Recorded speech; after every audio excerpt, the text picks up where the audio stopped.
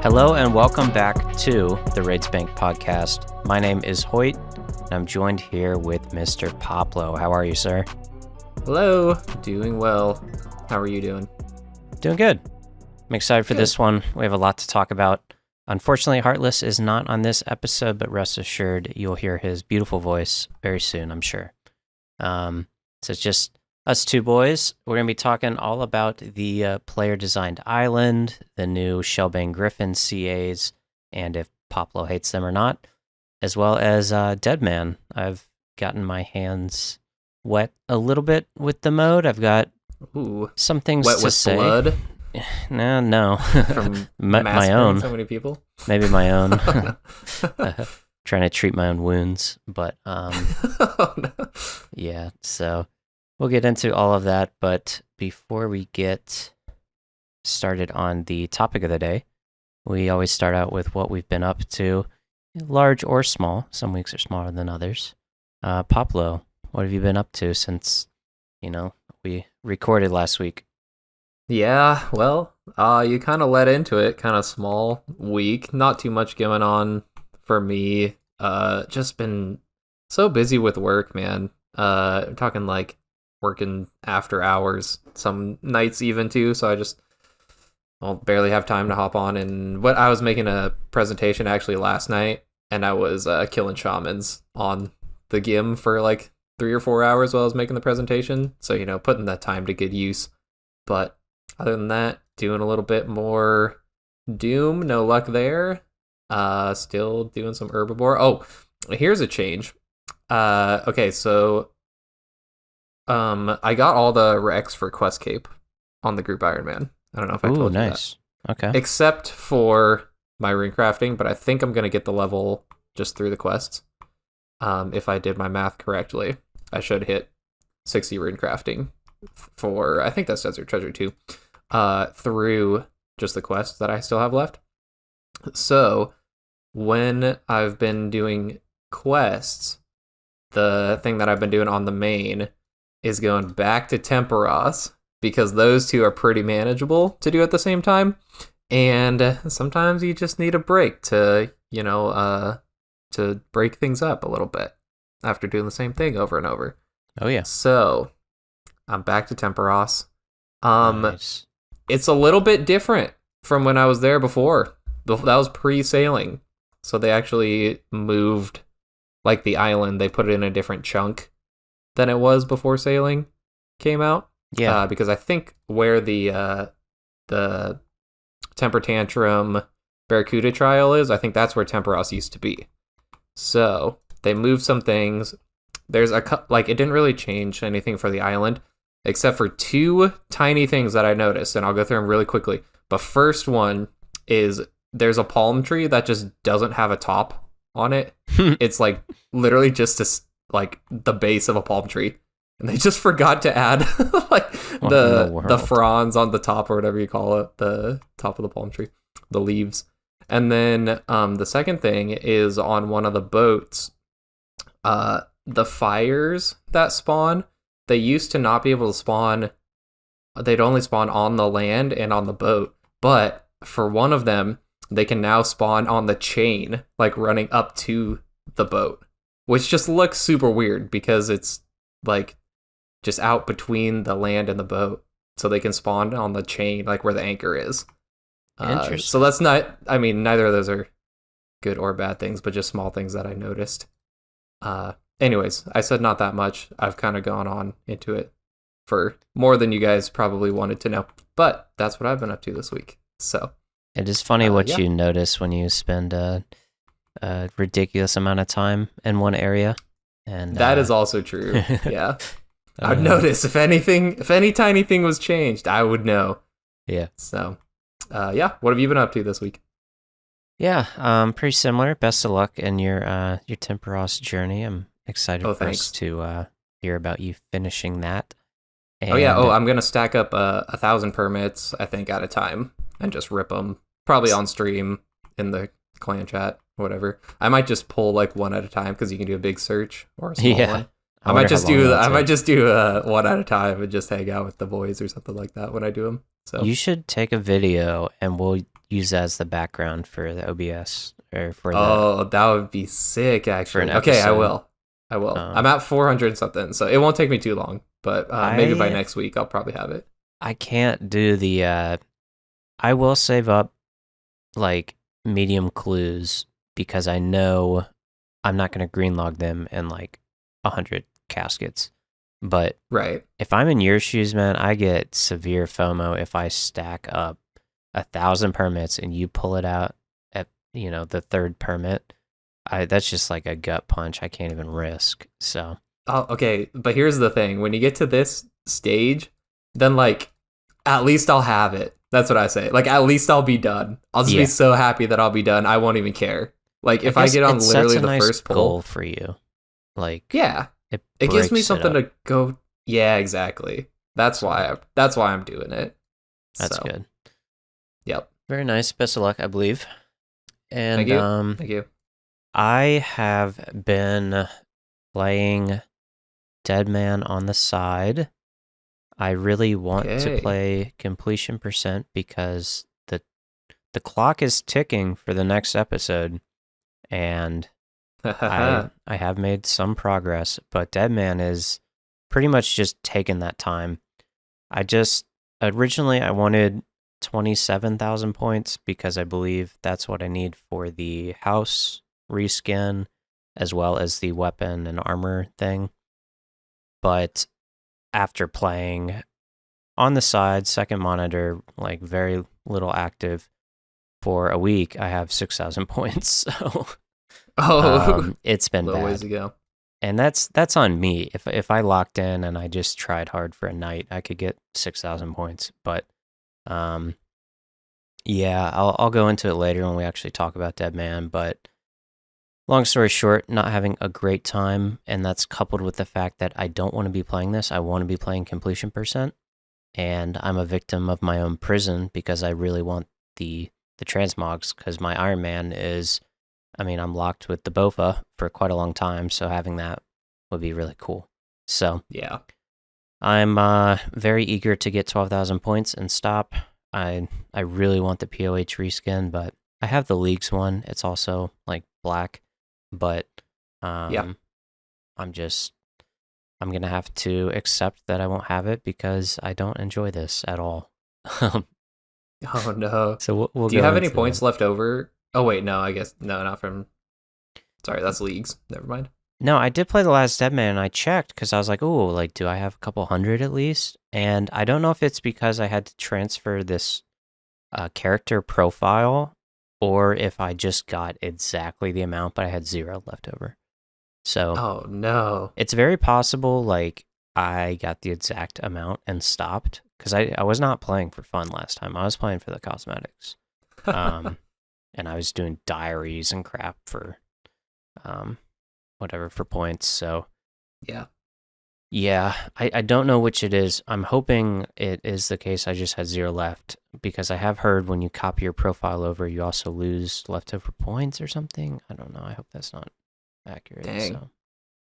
So, Copy your profile over from where? What do you mean? so when you log into your old Deadman account gets moved From the permanent? Yeah. So Oh, from the permanent one. That I think we talked about that last week. The yeah, you have permanent to do world. this process and like confirm 9 times that you do want everything to be wiped for this new game mode and to keep the profile. And there is a theory that someone in Discord said that, oh, maybe that wiped your points as well. I would hope they wouldn't Oh, do I that. see. I'm sure they wouldn't. So I don't know, but Hmm. that has been my week. Is just a little bit of Deadman, a little bit of completion percent, but I really just want to get back into completion percent. And yeah, that's about it for me. Nice. Up next, we have clan achievements. Mr. Wadpinger got the Inquisitor's plate skirt, and the very next day, an Eldritch orb on his Iron Man. He now only needs the jar and Inquisitor's helmet for a green log. Wow. Absolute gamer. That's so sick. That is really cool. Another Iron Man, Hyla, got a harmonized orb. So originally it was Third Age luck, I think it's now Fasani's luck. So go send yourself some Nightmare. And let us know in the Discord if you get any big drops, and maybe we'll give you a shout out next week. And third, last but not least, Mr. DeClaude remaxed with 99 sailing. Congratulations. GZ. Huge. I do have to ask, did Pump tell you about anything we're forgetting here this time? No, he didn't mention anything. I had to make sure. No, he did say that he is hate listening, and I told him that I'm hate shout outing. So the feeling is mutual. And he still got a shout out somehow. He's gonna really rat. Hate listen. Yeah, we might as well mention Karma now too. Since we're doing the weekly shout outs. Oh my goodness. And Stu. Yeah. Everybody gets a shout out. Everybody. All right. Well, this is the time where we do remind you we have a Patreon in the description where you can support us for as little as $3 a month. If Patreon is not your thing, please consider listening to a very quick word from our sponsors. All right, welcome back, and thank you again for listening to those or skipping through, whatever you like. Up first, we have the player-designed island competition, and the winner is Wyrmscraig. Poplo, did you vote in this? I did. This was my number one. Was it? Okay, I feel like I remember you. It was actually saying that. Yeah. Well, before I go into all of it, why was it your number one? I kind of like the boss design that they had. Yeah. I thought that was pretty cool. I thought there was more just like relevant stuff there. The Slayer Master obviously sounded very cool. I think some of the aspects of some of the other islands, I don't remember all exactly what was on them, but some of the other islands just didn't really appeal to me in some ways. So, I think this is the one that I would probably end up interacting with the most as well. So that's why it topped my charts. Yeah, I think if I remember correctly, was it ranked choice voting? It was, yeah. You could vote. Okay. 1, 2, 3, or 4. You could put them in whatever order. This was one of my top 2 for vibes because it just had a cool vibe. I like more the dark, low fantasy as opposed to. I really like the Gnome Island, but sometimes the British humor and the quirky stuff. There's a time and a place, and too much of it can be too much. But I dig this like immediately. I just got Elder Scrolls vibes, and I was like, all right, this is cool. So I like the basalt pylons, whatever you want to call them. The geometric rocks are badass that you see by Lighthouse. Yeah. So very cool. What do you mean? Some of the British? What did you say? The British humor. Yeah, like the Gower brothers have all their quirky, fun little stuff, quest dialogue. Yeah. Oh, okay. Real quick, I'll pull up the other ones because I was curious on what was in the other player design islands. They had the Dunnan Cregan, which was the one that had a PvP boss on it. Oh. Do you remember? Did you see that one? So it was basically a boss that was gonna, freeze you and DD under you and switch combat styles and stuff like that. So it's kind of going to emulate what it would be like to have a PvP fight, basically. Okay, I found the finalists here. Let's see. Yep. Obviously, I'm a big PvP enjoyer, as you can tell, so that one definitely did not really appeal to me for that one. I mean, it would be a cool way to learn, but I just don't think that I would ever get into it in general, so I don't really feel like I need to learn. It had an agility course on it. Yeah, I think that was mostly that one. Then there's Wyrmscraig. There was Slime Spire. Yeah, I do remember. I know I just said I don't like memey things, but I thought this was badass. Like a whole. Is this one memey? I mean, a slug island is kind of. I haven't really read through this, I'll admit, but. Wait, is that what it was? Is this the snail island? Yeah. Yes, 3 new snail variants. Yes, you're right. Okay. Yeah, rock marl snail, moss marl Mm-hmm. snail, frost marl snail. Yes, you're I right. You're think right. it's like that's not like quirky and goofy. I mean, it is, but I don't know. I put this one up there as well. Um, Yeah, I think that was my number. That one actually might have been. I don't know if that was my number 2 or 3. I can't remember. And then the last one was the Sea Gnome Outpost.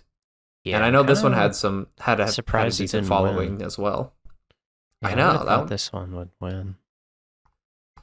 See, it's just the Slayer Master on that one kind of turned me off to it. I mean, I know that they're gonna rework it and stuff, but it says tasks can only be completed on sailing islands, and I Yeah, was like, oh, that just obviously I love sailing so much, but that kind of just my rubbed me wrong that way. yeah, So I couldn't vote for it, and new agility courses on 2 out of the 4, which was yeah, interesting. and new So Slayer stuff too. I yeah. I think most people voted like me, where they didn't read through everything. They went solely on vibes, and at the end of the day, I think the Skyrim Fantasy Guide, also Wyrmscraig, like it, it looks like it's the most well done, I'd say, as far as the infographics, the 3D models. Like he actually made a 3D model for the boss, at least the art. It's like Yeah, in did the you see the RuneScape theme, yeah, and did you see like the trailer video little teaser that they put out for it too? oh, I don't think I did. I think they did that after they announced it, but they did Okay. like kind of a Wow. flyover of the island and Oh, the here we boss go. A like sitting video in a here. yeah, and it looks Two really cool. minutes. Wow. I'll So play this in the background.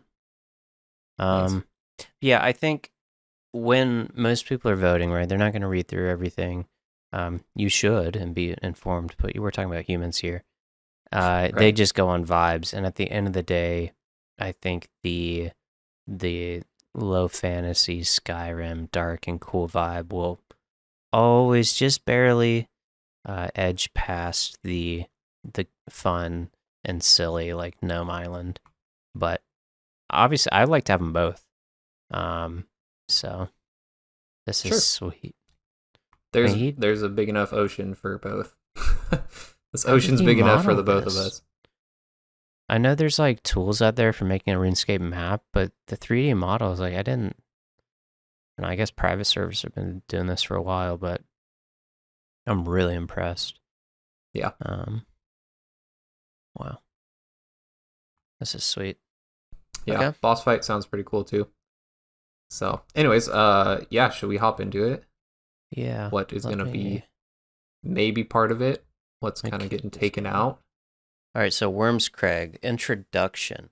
I'm just gonna, to be frank, I started a script, where I found myself basically just copying exactly what's on the infographic. So I just Control A deleted like 2 pages and said I'm just gonna read the infographics. So let me read these out and then stop, and Poplo and I'll chat about them. So Yeah. introduction, welcome to Worms. Oh wait, I did want to do a disclaimer before I do any of this.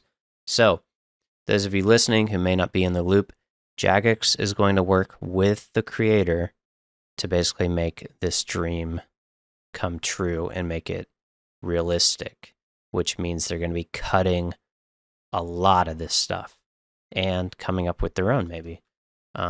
So, nonetheless, I wanted to put that out there because whatever I tell you right now, it will certainly change, and then I will finish with the dev comments on what they think is possible and what they don't like.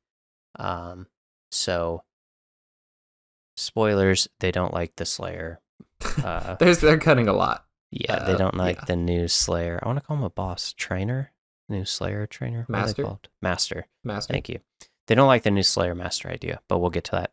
So, introduction. Welcome to Wyrmscraig, known by the locals as Coil on Dolmina. I don't know. The corner of the world. Found deep in the Unicat Ocean, its name is rarely spoken. Its rugged heights, ill-trod, Wait, and what did you wildlife. call that ocean? It's the unquiet. Oh my god. Unquiet. I always thought there was an I. I thought it was like some made up word. Oh my god. Clip it. Run it back. Oh, sorry, I could let that one go. You just broke my brain. I thought it was like Unicat. Dude, that's a real thing of like when you read things and like you've never like heard them spoken out loud. Yeah, and you think it's totally something else. Oh my goodness. It's funny. I won't go too far, but that happens with my wife a couple times, like every once in a while, because she's a big reader. But obviously, you don't say a lot of those words out loud. So. Yeah. So that's sorry. funny. Anyways, continue. Oh man, my mind is shattered. All right, found deep in the unquiet ocean. That rolls off the tongue a lot better. Its name is rarely spoken. Its rugged heights ill-trod, and wildlife aggressive and unpredictable. A fine destination for an intrepid adventurer. Overview. In Wyrmscraig, you will find 4 things. Obviously more than that, but 4 main things we're going to focus on. First is a quest called Fallen from Grace. Second is an activity called Golem Crafting. Then we have another activity called Goat Hunting. And lastly, a mini-boss called the Mad Angel. All right, so starting out with the quest, the quest, Fallen from Grace. A great tragedy is struck. You stumble upon a village in mourning, yet the mood is hardly angry or resentful, but rather resigned. The Mad Angel has protected the inhabitants of Wyrmscraig for generations, but her watch exacts a toll, the cost seeming to change on a whim. Today, the cost was someone, Keenan, Muriel's son. Adventurer, the time is nigh. Journey to Wyrmscraig, learn of the strange relationship between the people and their enigmatic guardian. Uncover the tale of her fall and ascend the steps of Ardiaglace to confront the Mad Angel for her sins. Difficulty Master, length is short. Requirements 75 sailing, 60 crafting, 50 runecraft, 50 mining, and 4 quests. A Taste of Hope, Pandemonium, the Golem, and Below Ice Mountain. As a reward, you get 2 quest points, access to Golem crafting, access to the new Slayer Master, and then crafting, sailing, runecraft, and mining XP. So that was a lot, but basically this is a setup for the mini-boss. And it's got a lot of vibes. I'm getting a lot of like like Firewatch or just vampire vibes with the whole inhabitants. Yeah. And A Taste of Hope is required. It's kind of giving me like that part during Sins of the Father when you're on the island, like the Icy Eden Island or something. Yeah. And the whatever the big castle is, I mean, it's a vampire castle, like for sure. And as far as art and style. So yeah, Poplo, what do you think of this quest? Sounds fine. Sad that I think 75 sailing is a little bit steep, maybe, for it, for a master quest. Was that a requirement of the player-designed island? I remember them basically saying it should be a high-level sailing island, but I don't remember what level they said. I don't know. I don't know if I just closed the tab. But anyways, I don't know. 75 seems a little bit high. Yeah, so. It is a master quest, though. Yeah. I like that it's short. I think that's cool. It's hard, but short. I like that. Everybody likes short quests. Yeah. The lore sounds pretty cool. I like the idea of like, some guardian angel that kind of went insane or something, and I don't know, started. Who knows what's happening? But yeah, a lot of room for lore in there. I'm sure Mod Ed is just going crazy over this. Connecting, he's got his like wall with his red string that he's like connecting everything to. Yeah. So I know he's probably going crazy over it, which is great. He does a great job.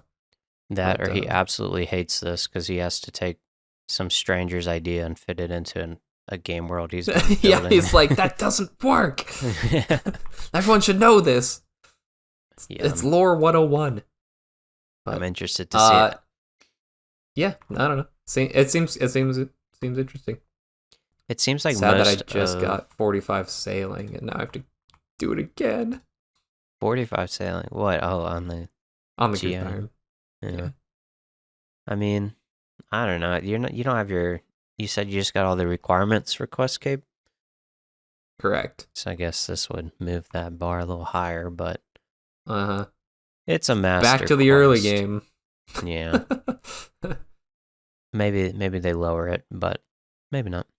I do think the sailing islands could use something a bit more like serious toned like this. We have islands that are like, dark and grim, but they don't have the backing, like the backstory quite yet. So I think this would fit well in the sailing world where you go do these, Tortugan quests with turtles and these big old birds who are messing with their eggs. That's kind of like silly, That's true. but whatever. But It's this kind of one-off. Yeah, this is more dark in nature and pretty cool. So Yeah, this would tie the lore back into the real world. Yeah. Very good. We'll move on to the next one. All right. We have our first activity, well, one of two, golem crafting. True to its name, Wyrmscraig is home to many dangers, and after completion of Fallen from Grace, the people of Wyrmscraig are in desperate need of defenders, ideally ones that look a little more human than the monsters that roam the island. So, this is a 3-step skilling activity process. The third step is optional, though. We'll get to that. Step 1, mine sunstone. It's a new resource. Sunstone can be mined actively from some sunstone rocks or passively from sunstone monolith, from a monolith. Step 2, sculpt the golem. Sculpt the golem with a chisel and hammer and insert the sunstone. And the optional third step is clothe the golem. Clothe the golem with furs from Hunter for bonus crafting XP. And I'll just go ahead and read everything. Then we'll talk requirements. Fallen from Grace, the quest, of course. 60 crafting, 50 runecraft, 50 mining. Rewards, competitive crafting XP, especially if high-level furs are used to complete the golems, with minor runecraft and mining XP. Then we have a basalt amulet, a rare drop, which provides teleports to Wyrmscraig, animated basalt, which is a common drop used to make the POH portals for the island, and an artisan's handle, a rare drop you can use on a chisel or glass-blowing pipe to create a wieldable version. There are also designer's notes here, which are kind of like, here's all the details, but here's what I was thinking. So designer's note, golem crafting primarily offers crafting experience as an alternative to glass blowing, while simultaneously giving value to hunter furs and a bit of bonus runecraft and mining XP. So that was a lot. Poplo, what are your first thoughts on golem crafting? I have a question. Yeah. How does a wieldable glass blowing pipe and wieldable chisel work? Do you have to use it from your person on the thing in the inventory? Or do you think that it just has an option for it? Because you have to use them. I don't know. That's a very good point. That's small aside. I think I think that this could be really cool if it sounds kind of like they could do something with like almost a combination of like, this sounds like you're making guardians for like Guardians of the Rift, right? Seems like something like that. You're creating something, but also maybe like Veil Totem-esque, because it seems like you're like running around like making these statues and like obviously like clothing them and stuff. But I feel like if they could kind of make it like a loop like Veil Totems, I think that it would go over really well. Like Veil Totems, but for crafting, and obviously not as aggressive XP rates, because crafting 200k crafting XP an hour would be a little bit insane, but maybe using less resources than having to farm 14,000 giant seaweed or whatever would be great if you could just do this. And I don't know, the furs part, I do like that it's optional, because nobody really collects those furs, right? Yeah. Like nobody's got a big stack of Everyone drops furs those. from Hunter in the bank. But I don't know, maybe you got a couple and you throw them on there, and maybe it's worth it. But I do like that they sprinkled little rune crafting into it as well. That always helps. Yeah, I love the furs idea. One of the dev comments that we'll get to at the end was that they would take the furs out because it would cause player frustration to have to go get these furs just to get the highest rate. And we don't do well with optional things, as you guys have heard from my Deadman mode issues. You feel forced into it. I like the idea of making it more of a loop, and you could incorporate these like basalt rocks or the geometric rocks as like agility training, just like the lighthouse. So maybe you like agility train to get to the next part, and then you pick up some clothes on a table for like base XP. That way it's a part of the loop, and then I don't know. Hop across some rocks or something to the next place, you mean? Yeah. And make it like a circle would be cool. But yeah. I like that. I think they're also going to update some of the clunkiness from like agility shortcuts, right? That's what they kind of talked about doing at some point. Mm-hmm. So that would be even better. Maybe like, on I'm thinking about the penguin agility where you can hop across it in like one tick if you click it correctly. That could be good too, instead of it just being a AFK shortcut or something. I'm noticing they have a lighthouse on this island. I didn't see this, but the lighthouse, it just has a fire on the top because they don't have like, the electricity and light that we see at the lighthouse. I think that's really clever. Wait, the lighthouse does? Yeah, if you look at the overview picture, it looks like a lighthouse, but with just fire. There's just an active bonfire for the light. Oh, that's funny. I think that's clever. But yeah, back on topic. Mining sunstone, we now have another passive mining activity. Do we need another one? Maybe it's really good, but you need sailing to get to it, so I'm okay with that, I guess. And actively, what are your thoughts on it? I like it. You sound hesitant. I don't know. You sound like you want to like it. I do want to like it. Because again, it's Hoyt, it's like a mini game activity, you should love it. And I do. I think it's just now that I'm like... He's going to green log it anyways. I mean, it doesn't matter. I feel a bit jaded now that I'm 99s. Like, every time a new skilling activity comes out, it just doesn't hit the same when you're, like, done.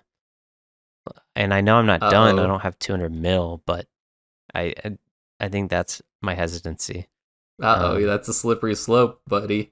It is. Becoming elitist now.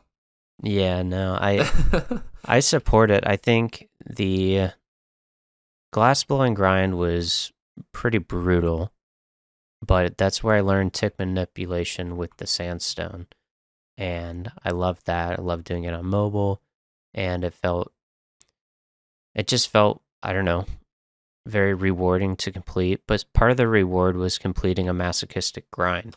So can we take the masochism out of it? I think we should. A lot of Iron Men have a bad time doing that, and it's kind of a quit moment when they get their Zenites and they don't want to go get, was it 94 crafting, 93 crafting? I don't know, 91, something in the 90s so you can boost. Yeah, 93, I think. Is it 3? Because then +5 is 98. That sounds right. And it's just a quit moment, as I like to call them. So I'm on board.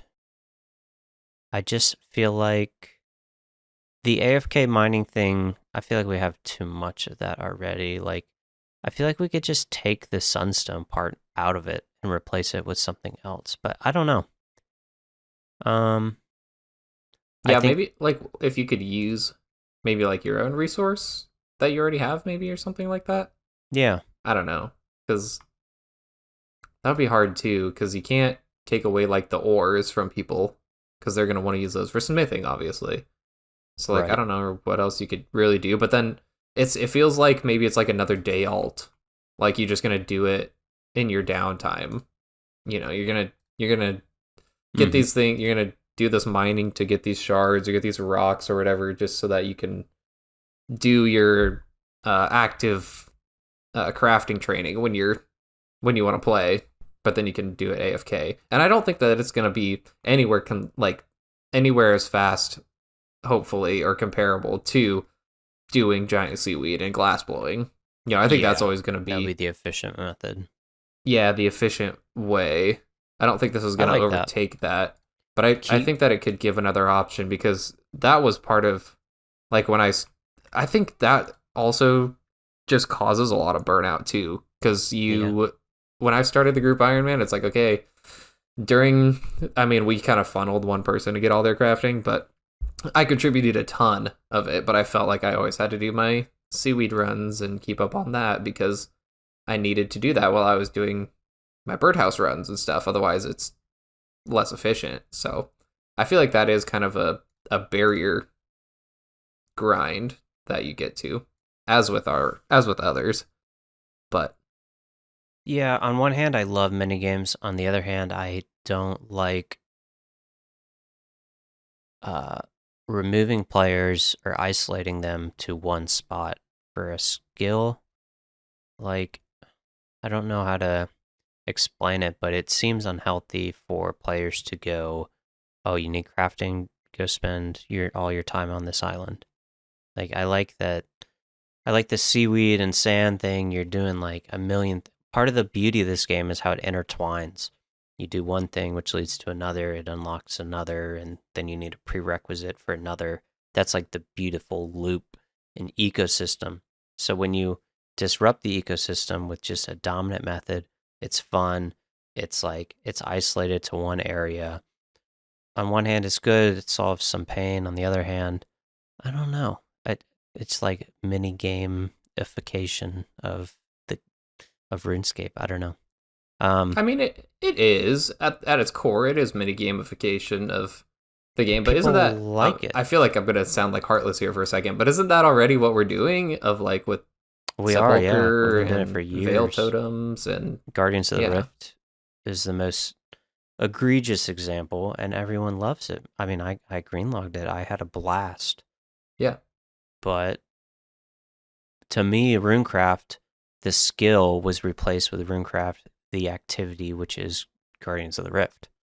Like there's ZMI outside of that, but very few people are doing that now. So I'm not saying I fully support it or not, but it does seem like that's kind of the direction that we are kind of heading in, and I guess this is just the crafting minigame that's kind of following the trend, right? Yeah. We just got one for fletching, and this is kind of the crafting minigame. So thematically, what are the golems doing? I don't know if I missed out on that. Are they just disappearing? Like once you make 4,000, it's a little island. It's like, where are they going? So not they're that guarding it matters, it, dude. They're guarding the island from who knows what. It'd be cool if there was like a doorway where they go down into the mines, and like that's how the island makes its money, is they like work in the mine. I don't know. Whoa. Throne of Wyrmscraig, the Throne of Miscellanea Part 2. You build up your army and they go mine things for you. And then the artisan's handle is gotta go. It's just gotta go. Yeah. I didn't even think about the problem you talked about, where you have to use an item and you can't do that if you're wielding it. So, but it's just not, it seems like a throwaway. I also was thinking thematically, why can't we just wield a chisel? Like, it doesn't work. The same reason that we can't wield a knife. Or a bucket. Nobody knows. Yeah, nobody knows. It's just the game. So that's the first thing that I tried to do way back when I started this game. There's a knife on the ground outside Lumbridge Castle. Yeah, and I picked it up and tried to wield it. It's like, why can't I put on this knife? No, that's not for cutting fruit, not for stabbing goblins. Right. Like, okay. Oh, my bad. I was supposed to know that. Yeah. All right. Anything else on golem crafting? No, that's good for me. Yeah. All right. Up next, our second activity, goat hunting. This is where they try to hunt Poplo. Aw, thanks. There it is. All right. You'll never catch me. South of the village, Auchery. I don't know. I'll move on. Yeah, South no of the idea. village, Auchery, lies a hill rich in autumnal hues and infested with goats. It will require a lot of guile and a little nudge to catch. So again, this is goat hunting. Requirements are sheep herder, 65 hunter, and 43 magic. Rewards are moderate hunter XP, goat hide, which is always dropped and can be used to make a mixed hide coif with 70 crafting, which is comparable to blessed coifs minus the prayer bonus. Mountain goat horn, which is an uncommon drop and an herb lore secondary. Wily goat hair, which is a rare drop combined with a magic butterfly net and 75 crafting, and it will create a wily butterfly net, which doubles its catch rate. And lastly, a young goat horn, which is a rare drop that can be used to transmogrify your baby Chinchampa pet into a baby goat, Mr. McGroot. Lastly, we That's have a funny. designer's note here on what they were thinking when they made this.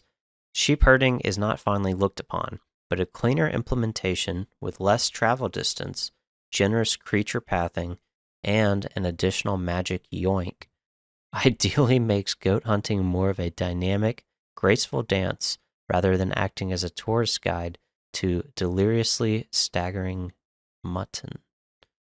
And then the picture here is like the telegrab animation on a goat with like a pit in front of him. So that's kind of the magical yoink that they were talking about.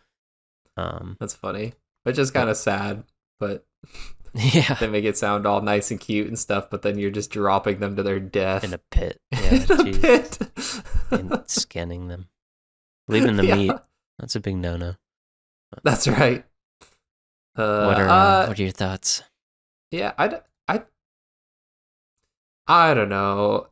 It seems a lot like pitfalling with like the teasing stick with like the kayaks and stuff. Yeah. I don't know that this is going to be a super popular thing. I don't know why they didn't make.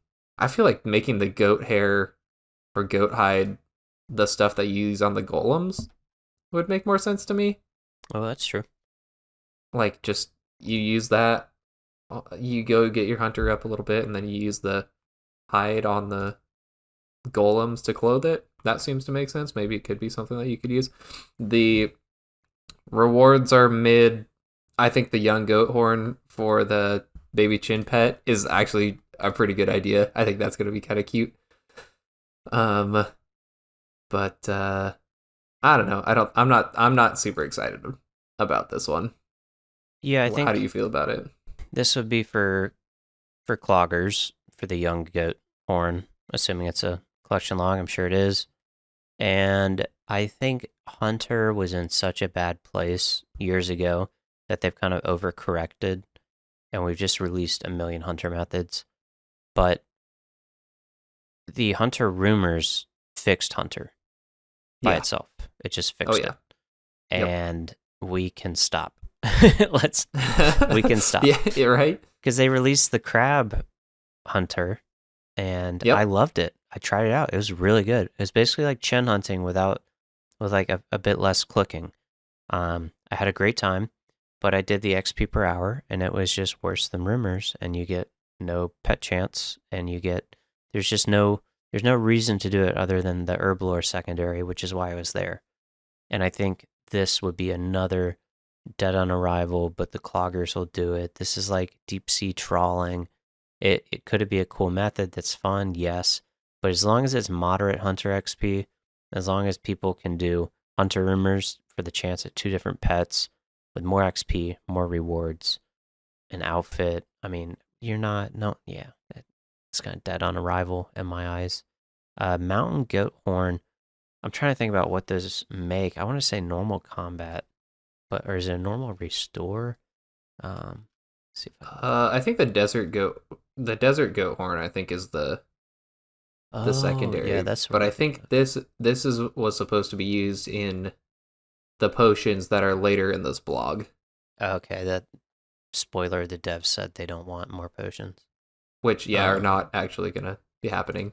But it's listed as a secondary for one of the potions later in the blog. Okay, goat horn dust is used for combat potion. I was right. Okay, that's gonna bug me. Yeah. But this is mountain goat, not desert goat. So right. All right. Huge difference. Goat hide for the mixed hide coif, again, dead content. Like, we saw this with the Huey hides. They're better than God D hides, and no one does them for the hides. Like, no one's doing it. Nobody's doing it for that. Thankfully, they buffed the wand. Now people are doing it. But, yeah. I think this could be fine if it takes minimal dev resources and the transmog is reasonable in time to achieve. So, just what's the point? I mean, it could come from something else for a transmog. What's the point in adding a whole new? Let the devs work on something else. I don't know. That's what I think. But back to the drawing board with this one. Yeah. But all right, shall we go on to the next fun one? Yeah. All this right. one I'm excited for. Can I read it? Yes, please. Yeah. Okay. So this is the mini boss, the Mad Angel, that will be able to be killed after the Fallen from Grace quest. So here we go. After completion of Fallen from Grace, you'll be able to revisit a harder version of the Mad Angel. She features a couple basic mechanics. First, the perfect parry. Echoing Soul Heredit, the Mad Angel uses well choreographed melee attacks. Perfectly timing a protection prayer to the tick her attack lands will reduce its damage to 0 and removes your next attack delay, allowing you to make an immediate strike. 2. Directional weakness. The Mad Angel will frequently display a point of weakness from one angle. Attacks from that angle grants a guaranteed max hit. First off, I think that's just so sick. Okay, requirements. Fallen from Grace quest. That's it. Rewards. Vial of Icene Blood. Common drop. A base for new potions, which are not going to come out. This is cool. The Angelic Heart. And this is a rare drop, a weaker imbued heart, boosting your magic level to a max of +8 times your magic level divided by 14, +1. And then Alicia's Blade is a rare drop, a two-handed sword that requires 70 attack to wield. It boasts 3 unique attack styles. First is Cut. That's a fast attack speed, low accuracy. Second is Half Sword, which is a medium attack speed, high accuracy. And the third is Murder Stroke. And this is a very slow attack speed, increased damage, and if your hit leaves the target below 10 HP, another 10 damage is immediately dealt, and your next attack delay is reduced. And then there's also a designer's note here.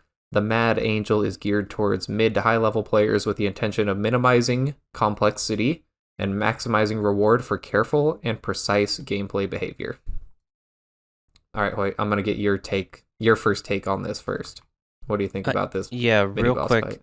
The Angelic Heart, we said 8 times magic level. It's max of +8, which you get, which is decided by your magic level. Oh, gotcha. Divided by okay, 14 so max of +8 at 99 magic. Because 99 divided by 14 is 7, +1 is 8.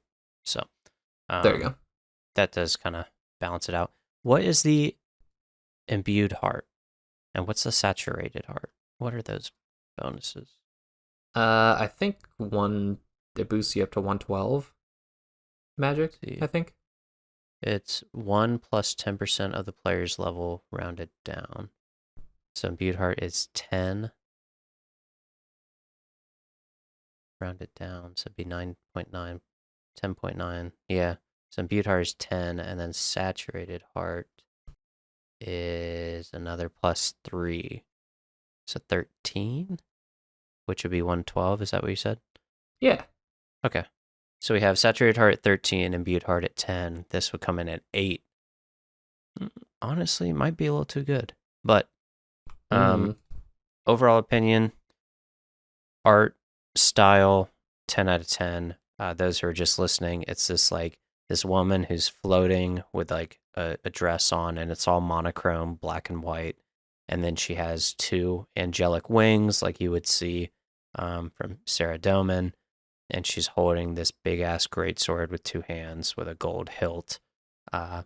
And she's got the glowing eyes and like long kind of red hair.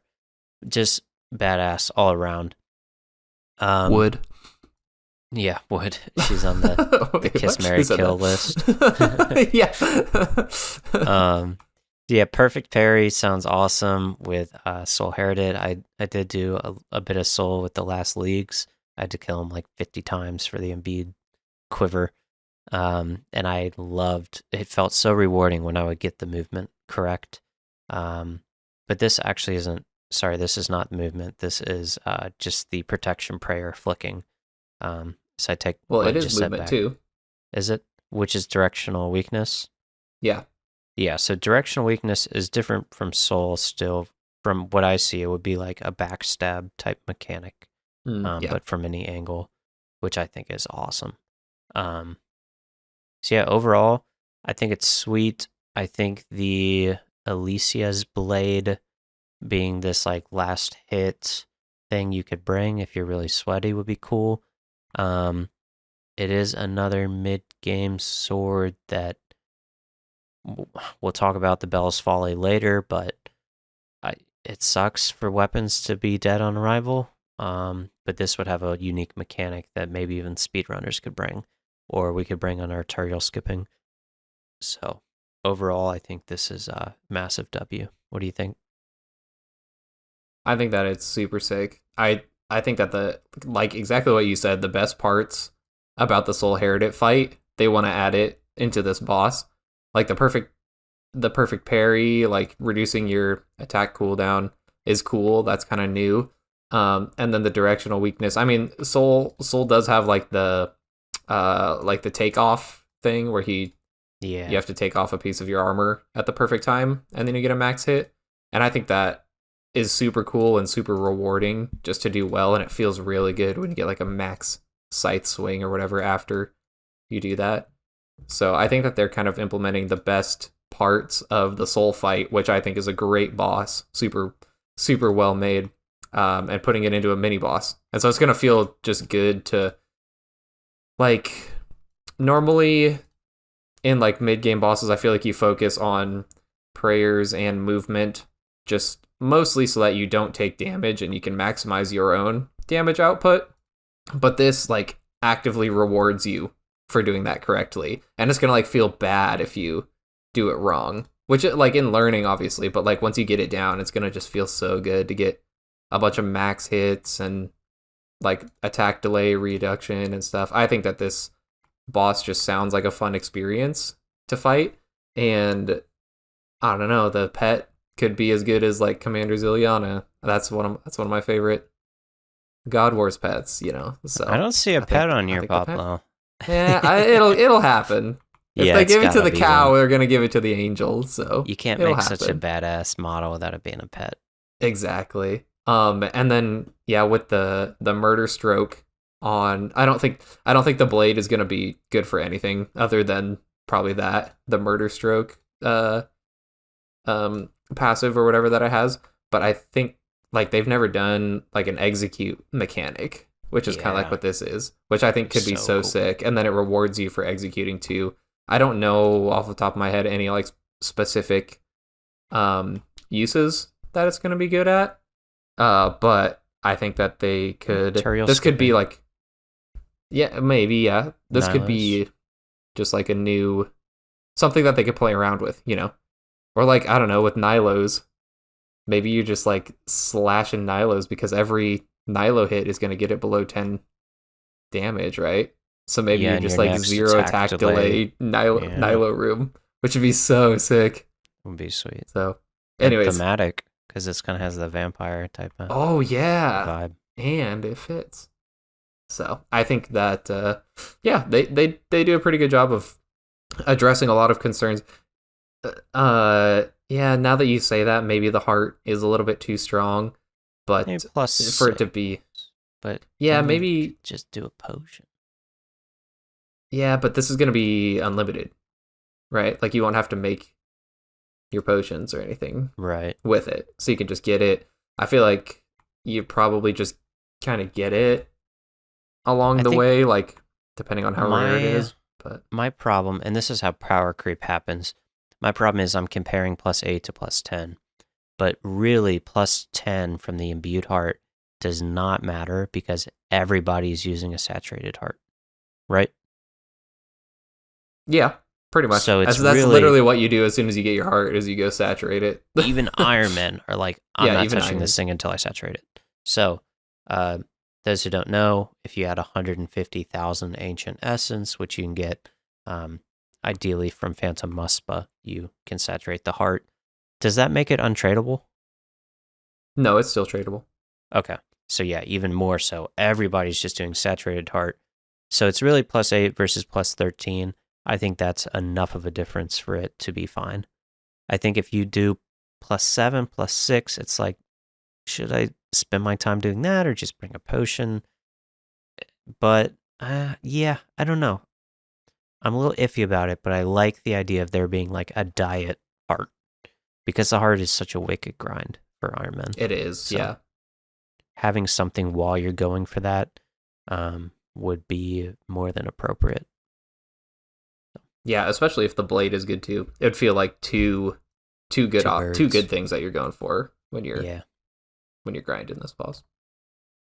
So. Yeah, very good. I don't have much else to say. It's just a W. I like everything. I like the visuals. I like the theme. I like the mechanics. Yeah. Everything here is a win except for the potions, which Jagex says we don't need more of, and I agree. So. Yep. All right. Okay. Should we move on to the last one? Yeah. Do you want to do this one? Sure. I don't have as much to say following it, but this is just a couple miscellaneous things. Oh wait, yeah, I do. What do you mean? This is a big part. Okay, so first off, the Wyrmscraig caverns. Access is granted during Fallen from Grace. It contains several familiar Slayer monsters, including worms, lava strike worms, trolls, and kraken, which I completely forgot lava strike worms were even in the game. Yeah, me too. Here you'll find Mortimer, a Slayer Master who lets you choose your next Slayer task for a hefty cost in Slayer points. For example, choosing to slay Tizhar for Duradel as your next assignment. Okay, that's the first part. The second part was new potions. I honestly don't even feel like we need to talk about these because they're not coming in to the game. Well, they did say they might bring in the effects, just not as a potion. Okay, so the first potion is the Potion of the Winds, and it increases the frequency of gusts of winds while sailing, except within trials. I like this. I think we do need a sailing potion at some time. Yeah. I don't know if this is like. I think this is good. Yeah. Okay. I understand them. Frankly, they're running out of colors to make potions. That's probably it. That's probably why they're not doing it. Okay, and the second one is a Potion of Flight. And this is a one-use teleport to your respawn location usable above 30 wilderness if not in combat.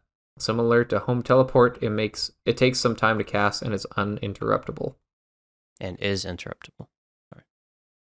Yeah, it is interruptible. Yeah.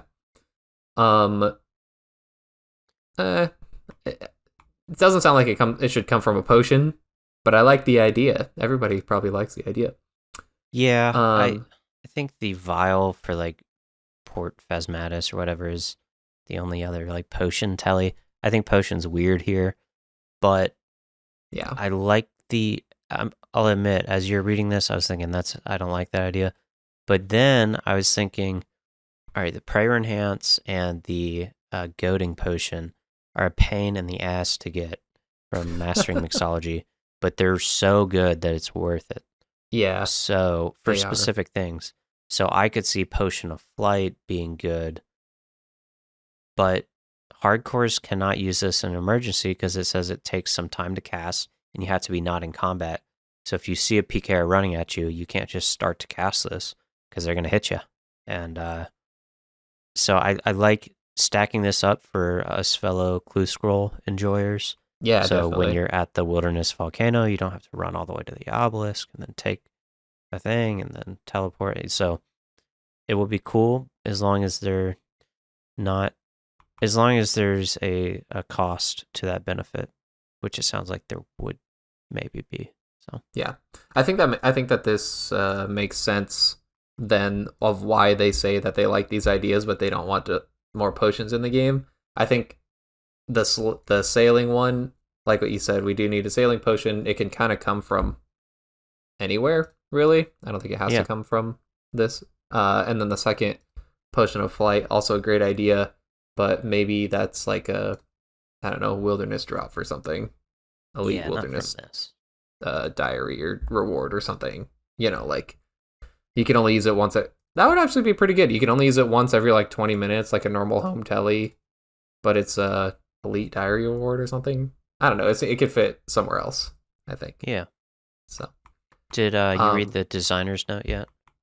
No. So designer's note, it says ideally Mortimer, the Slayer Master, does not aggressively overhaul the Slayer meta, but rather brings regular streak building Slayer closer in line with Turiel skipping. So, and what do you think about that, Hoyt? I'm curious to hear what you think. I'm a big bingo enjoyer.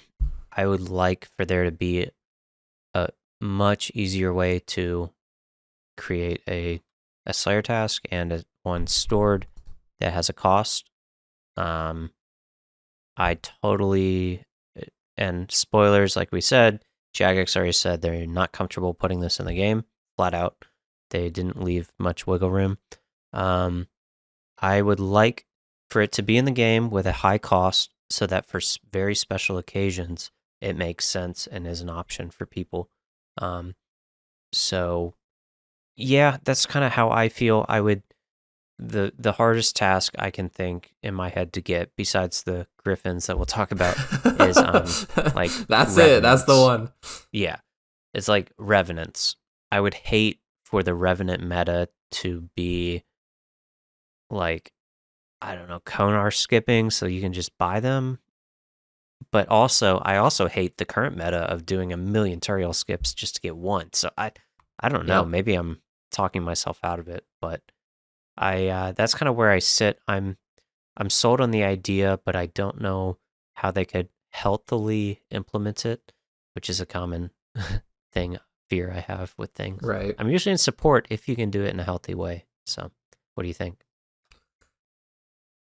I think I kind of feel similar to how you feel. I feel like I could talk myself into it, and I could talk myself out of it, because Turiel skipping is not ideal.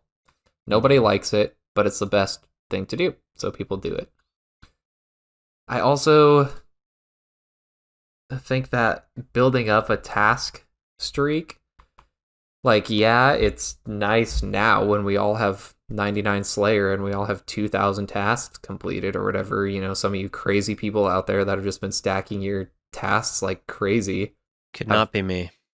Yeah, have 1 million Slayer points to spend. You know, it'll give you a reason to do that. But I think that I don't know, it kind of sucks for people who, I guess if you're like just building up your Slayer, like your Slayer points and block lists and stuff like that, obviously you're not really looking for specific tasks to do. You're just looking for decent ones. And so I don't know what a good cost would have to be for it, but that's why I say I could talk myself into it or I could talk myself out of it, because I just don't really know. I feel like I would still lean towards Turiel skipping, but that's still not like still not an engaging way, a fun and engaging way to get a specific Slayer task. And then part of me also says, the future is now, old man. Just let us buy our Slayer tasks. Like, I feel like it's gonna happen at some point. So, I just thought of another problem. So Okay. right now you can spend, um, is it 30 points to skip? Yeah. So you can spend 30 points to re-roll a task. And based on the task weight, you can try to do some math. It'll never really work because it's RNG, but you kind of estimate how many skips it will take on average for one of these tasks. This offers a flat rate. I mean, I would assume it sounds like a flat cost. And the problem I could see is if you either have, I don't know if it's a problem either, I'm not sure, but if I know that on rate it takes me 600 points to get task A, or I could go pay 500 points for it guaranteed, I could either gamble and get it on the first one, or spend 1200, or I could have a guaranteed at 500, which I think the more I talk about it is kind of cool. You can choose risk versus reward. I'm very risk averse, so I'd probably just pay for it flat out. And there's a lot of gamble brothers out there listening who are like, hell no, man, I'm going to gamble whenever I can. So they're going to spend 2,000 Yeah. points, so I like that, but maybe it also introduces some problems where the risk reward simply isn't there if the rate is too low. So either this content is dominant and it's the meta, or it's dead on arrival. But I think the best outcome is it's completely unused except for special circumstances, such as bingo, or I'm a big fan of my 6 hour record holding people. I want them to have a chance Oh to yeah. get these like Slayer tasks saved up, and they can do that. So yeah, I think I'm kind of selling myself on it. I think it's okay, but Okay. good luck balancing it. I think you're talking me into it. If you make it pretty, like, it's got to be very expensive, I think, Right. so that it doesn't become the meta, because I could just like, yeah, doing the math and stuff on that. Well, okay, just quick calculator math here. I think that it would take, at a 4.2% rate, 30 points per skip. I think it would take over 700 points just to get one Gryphon's task right now currently. Yep. So, anyways, pretty bad. But then, like, you'd have to save up a lot of points if it's like 500. But yeah, if you're going for a 6 hour rec or a bingo and you have maxed out points that you want to spend, like you got nothing else to spend it on, then I think that it Or new is kind of cool to releases. have as an option. Like the day that the new boss comes out, you have the tasks. Yeah, right. You So could have just done Araxor for straight up, like however long you had points for yeah. on the day that it came out. Okay, I'm kind of talking myself into the idea. I think you're kind of talking me into the idea, Hoyt, a little bit. Yeah, me too. Oddly enough, I didn't think I would. I I didn't even think think the so either. problem is if and when the players find a way to get the points faster and faster and faster, and this is left in the game, and then 5 years from now, it is the only Slayer boss or Slayer master. However, I think we all know Jagex would just step in and say, "No, we want you guys to use like Duradel and Konar, and you guys are only using him, so that's a problem." So I don't know, Yeah, but there would only be 3 masters in the game. It would be Turiel, maybe Konar, and then this guy. and Konar's just for Hydra, of course, and the Cloggers. I mean, the True Lake game, they want to try to get those Dusk Mystic pieces and stuff. So, Yeah. all right. Anything else? Was that that's the last slide we have, right? Okay. I think that's it. Yeah. So, should I read this, or do you want to read this dev comment really Yeah, I fast? Kind of summarized what it a we've been little alluding bit. to. Yeah. Yeah, so dev comments, they like the boss concept and mechanics. So that's good for the Mad Angel, as well as the skilling activities. They don't want to add more potions in the game. They don't want players to have to get cloth or furs for the golems, as that could be frustrating. And lastly, the ability to buy tasks from the Slayer Master would not be something they feel comfortable adding to the game. So yeah, kind of sad now that we talked about it, but yeah, we'll see. I don't think it'll come in, but if we riot hard enough, we can get whatever we want. So That's right. So the right. player designed island is still, competition is still on because they want to change some stuff, but don't know what. So yeah, I'm curious to see like what the Jagex version is when they refine it with the creator. So congratulations to the winner. Do we have a artist name or anything? Let's see here. By Rose N. McGeet. Rosen McGeet. yep. Congratulations. Beautiful Oh, job. and that's also kind of cool. The sheep or the goat transmog was named Mr. McGroot. So that's like they definitely need their name in the game for all the work in here. So yeah. Very good. Congratulations. And lastly, in the same blog, they decided to, Jagex loves to do this, squeeze in a heavy hitter at the very end so no one reads it. Addressing the Cannonball question. The Winter Summit poll asks the following question. Would you like to see cannonballs separated into dwarven and sailing specific cannonballs? And surprisingly, received a 66% yes and 33% no vote, meaning it failed to pass the 70% threshold. So, they created the idea of the ballistic extractor. It is a new facility for your boat that has a 60% chance of saving cannonballs that were fired directly from your boat. Schematics are given by Ava after completing animal magnetism. Requirements are 50 sailing and 44 construction. The ballistic attractor would not get its own slot, meaning you'd have to sacrifice something on your boat if you wanted to build this. So yeah, it's just a new facility called the ballistic attractor that has a 60% chance of saving your cannonballs, but you'd have to sacrifice something to build it. What do you think, Poplo? Well, we asked for it. We asked for an Ava's at sea, right? That's what they're giving us. I don't like that I don't like that it's going to take up another facility slot, but it seems like a little bit of a backhanded compliment almost, or I don't know what the term to use is, but at least they're doing something, I didn't think that this had anything, the ballistic attractor, I didn't think it had anything to do with the question they really asked of should we split up dwarven cannonballs and sailing cannonballs. I just didn't want another cannonball in the game.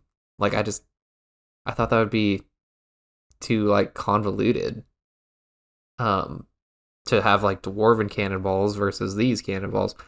And so I feel like that might be a reason why it failed, and so it's fine just to leave the cannonballs how they are. But what is the point of that question? Because they're already separated, except for steel cannonballs are the only ones you can use in dwarven. So like I guess they're asking so that you cannot use steel cannonballs? well, right? I don't know. Like, So what? my interpretation was that they were going to have all the metal cannonballs be for the boats, and then make like a dwarven cannonball or something that you use for your dwarf cannon, like a separate Which we already have. thing. They're just called steel cannonballs because that's the only thing you can use besides granite. So I don't know. I don't know how they say that their goal was to reduce resourcing issues of cannonballs. If I don't really understand why. That's also partly why I voted no to it, and it sounds like a lot of people did. So I don't know exactly, but yeah, then they slipped this in right at the end. Yeah. So, anyways, I don't like sailing in general. So, what do you think, Hoyt? You got any more positive look on this? I'm fine with it. I think cannonballs are the least of the worry for sailing combat because you can just go buy mithril cannonballs at a shop. I think the dragon cannonballs are so ridiculously rare that any chance to save them would just bring them closer to being actually used anywhere. Yeah, because nobody's using them at all right now, right? Because nobody wants to lose that many. So I mean, maybe the richest credit card warrior in existence is, but even they don't have a bankroll for that. You got to be like an oil prince to afford them. How much are they right now? Let's see here. Dragon Cannonball, 1,700 each. Honestly, less than I thought. So you could use them, but yeah, you need a lot of money. They go fast, especially with 2 cannons. Yeah. So. Anyways, so how do you feel about this? Are you gonna say yes just because it's something, like it's some fix, or Yeah, I just voted yes. I think I think there's no benefit to voting no. It should be in there, but well, unless you vote no and say go make something better. yeah. But The fact that they cannot, the fact that you have to get rid of something on your ship to put it there is so egregious. But is it? I mean, why can't they just change the rate the cannonballs deplete? I don't understand. Maybe I should have it's a little voted convoluted. yes, but my gut just says yeah, go ahead, or whatever. So Okay. Yeah. What do you think? You gonna vote no? I don't know. It'll probably pass just because people want something, but I don't want to tell people how to vote. Maybe I'll poll the Discord. See what people are feeling about it, and then make a decision. Yeah, in my head, cannonballs are a big problem. You guys have a solution that's just a straight up upgrade 60% to keep them? Sure. Yeah. So, whatever. All right, that was it for this blog. Is there anything else you want to add? No, I don't think so. Let's get into our updates from this week. All right, so Deadman Annihilation tweaks. I will read through these and then we'll talk a little bit about my experience. But just like every other RuneScape player, I echo a lot of the opinions of No Monkey, who dropped a really good video. I'll admit it was pretty harsh, but he really just covered the player sentiment on all of the problems with Deadman mode. I feel like for some reason this one is particularly getting negative press. I don't recall the last Deadman getting this much like friction and this much flack in the community. I think part of it is because they were really, really pushing this one as great for new players, and it's very far from that. I think they're very confused. I think they're really falling into the bait of encouraging people to play who don't want to play, but just for rewards, which is the same like cat and mouse, predator and prey bait crap that we see with the wilderness. Come get your Void Waker, and then you don't want to PK, just tally out, and you're just here to be fodder for PKers. So you're forcing people to do content who don't want to do it just for the rewards. That's the gist of it. And that is harsh, Hoyt. They're not forcing anyone to do it is the other problem. They always have that, oh, no one's forcing you. But it's also like, no one's forcing you to do this job, but I'm going to pay you $1 million. It's like, well, you chose to get $1 million. Like, I don't know. Okay, hold on. I thought about this after you guys freaking attacked me for the cow boss thing. And you're like, you don't have to do the cow boss, but it's like, pet hunting is what I like, and that's like what keeps me playing the game, right? So I kind of do have to do it, otherwise I'm gonna quit the game. I feel like the same sentiment kind of applies to you, Hoyt. Like, you like cosmetics, you like your character looking cool, and like that, like you want to get all the cosmetics from Deadman mode, and that like makes you play the game. That's like part of your, just like the reason that you love this game and the reason that you do it is because you get those rewards. But then having to like put you through something that is kind of sucky, like it feels bad, even though they're like, you don't have to do it. So I don't like that argument. I don't like that you don't have to do it argument. None of us have to play this game. None of us have to do anything on RuneScape. And it's just lazy and obvious too. Like that argument sucks. Yeah. So yeah, I hear you on that, and that does put your gripes with the pet hunting. I will say they feel a little different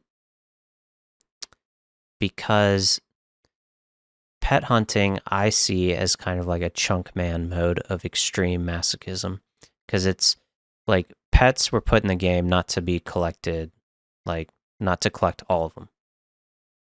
And in the quest to collect all of them, it takes the best players.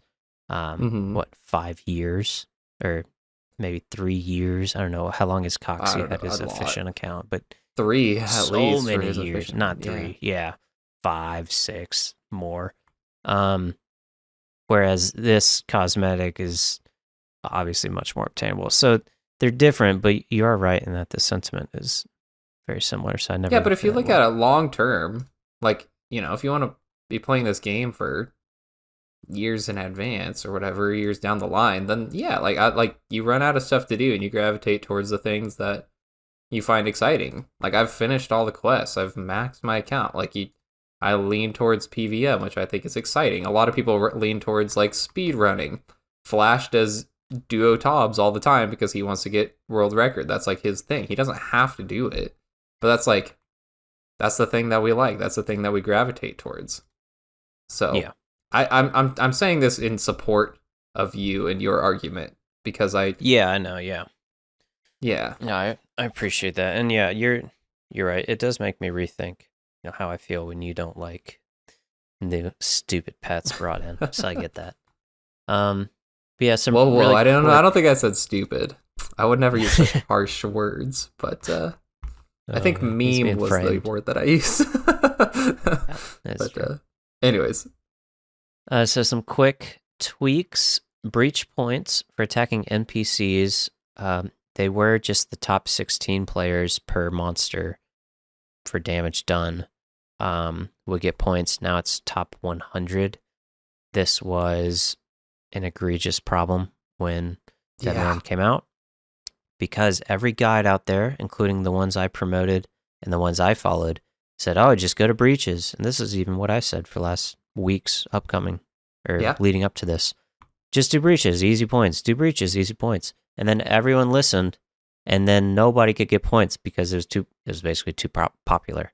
So now it's top 100 NPCs, and then later on they mentioned they've increased the HP of nearly all breach NPCs to account for the increase in player numbers.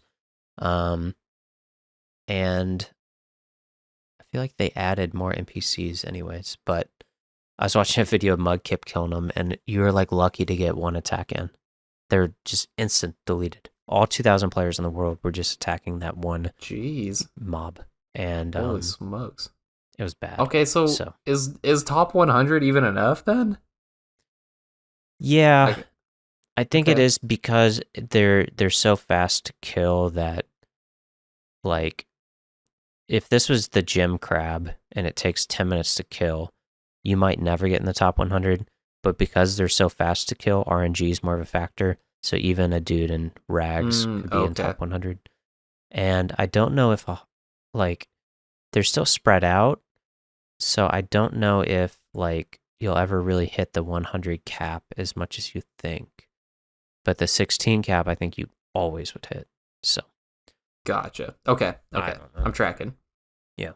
Bugs with the Deadman's chest were fixed, which Poplo told us about last week. Players could stand under it, world hop, and suddenly just not be attacked by anyone and break the whole game. So, not break the game, but break the point of the chest. So, you can now claim unlimited starter kits. Before, they were only given when you were killed by a player. I ran into this and I hated it. So when you start Deadman mode, you get a bow, a sword, and a staff. And surprisingly, I was shocked, they disintegrate. They only have so many charges, but it's like a ton of charges. I don't know if I can check. I okay. can't check. Let's see. 610 shots. I use that bow a lot. Let's see what these other ones are. Wow. I would guess it's like 5,000 or more. 500 casts on the staff, and the sword doesn't have a limit. So, anyways, I was training my ranged, and then all of a sudden the starter bow just disappeared. It's like, what the hell? And wow. Time to move on, buddy. Yeah, I checked my game logs, and then I went to go talk to the tutors. I was like, yo, give me another bow. And they're like, I don't have anything for you. And then if you died to a PvE death, you didn't get anything. It turns out if you die to a player, you get the crate, which gives you all the stuff for the starter kit. So they fixed that because what I did, I would run out of my charges. I would teleport to a hotspot and I'd say, please kill me, please kill me. And they'd say, stop, you're wasting my food. And I hit them with my Draman staff. They said, stop, leave me alone. I said, kill me, kill me. I want my free stuff. So it's like, just not good gameplay. My goodness. Wow. It's not good. And then they removed 15 worlds overall, 10 of which were for the 3 through 60 bracket, and they added just 3 worlds for the 81 to 95 bracket. Obviously, they need a ton of the low-level worlds for the launch, and now that it's out, they don't need them anymore. I still think it's like not enough. We need more worlds. If I type in the 3 through 60 worlds, I don't know. We have a lot. I guess I sort by the US only, so we have 9 different worlds. That's fine. I'll take away my statement. They increased the HP of all breach NPCs. Talked about that. The Yama meatball was nerfed. So they lower the damage. What was happening was the Yama big boulder that comes down from the sky. There were so many people at the breaches, you couldn't even see the shadow. And then all of a sudden you just got one shot. So it's like hilarious, but also like probably not the best. So I saw some clips of that and I thought it was hilarious. It was just 40 people just planking from a meatball immediately. So funny. I love that. And then lastly, the Ancient Warrior equipment can be bought and sold on the GE. So this is like your Zuriels and your Statius and your Vestas. I'm guessing that's what they mean. So those were like untradeable, which was just really bizarre. Or maybe they were tradable, but not on the GE. I don't know. Huh. Do those degrade or no? I assume so. Yeah, I assume so. Probably not enough to matter. Okay. In a temporary game mode? I don't know. Let us know in the comments. Okay. Yeah, tell us about your experience in the comments. Poplo, did you get to try it? It sounds like you didn't get to try anymore. No, this weekend I'm going to. I've got some time this weekend. So. Yeah, it's okay. It's just whenever you're playing a game you don't like, playing a thing you don't want to. It doesn't matter how good it is because you're like forced to be there. I do have a little bit of apprehension for that reason. Yeah. But you guys are my motivation. Yeah. Do it for the people. Obligation. Yeah. Yeah. Very good. Yeah, I feel like I've made my statements. Not having a good time, but it's not entirely the game to blame. Again, go watch No Monkey's video to just see all the things they messed up. I think it's very, very, very convoluted, even for a veteran player like myself, if I can call myself that. Like, these sigils aren't even alphabetized. So if you're looking for a sigil, you have to just scroll and hope you see the word.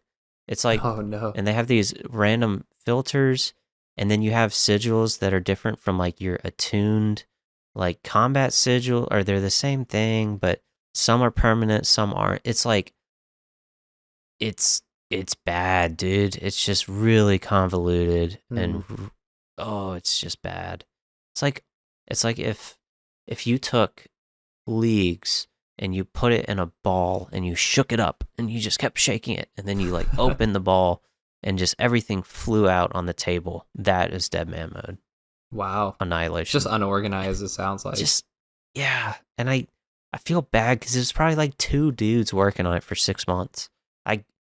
Like, and it's not your fault. Don't take it personally. It's not like they're listening, but if they are, I you need to fight for more resources or more time because it's bad. But I'm sure they know that. I don't think the community's been very positive about this one.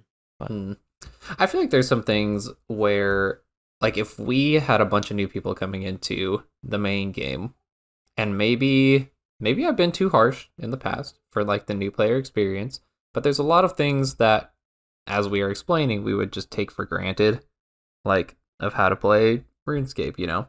And so maybe it feels like a lot of those things have been overlooked or just taken like as common knowledge when you're entering Deadman mode, that they didn't think would be like an issue for people or first time people, even though they said that it would be new player friendly.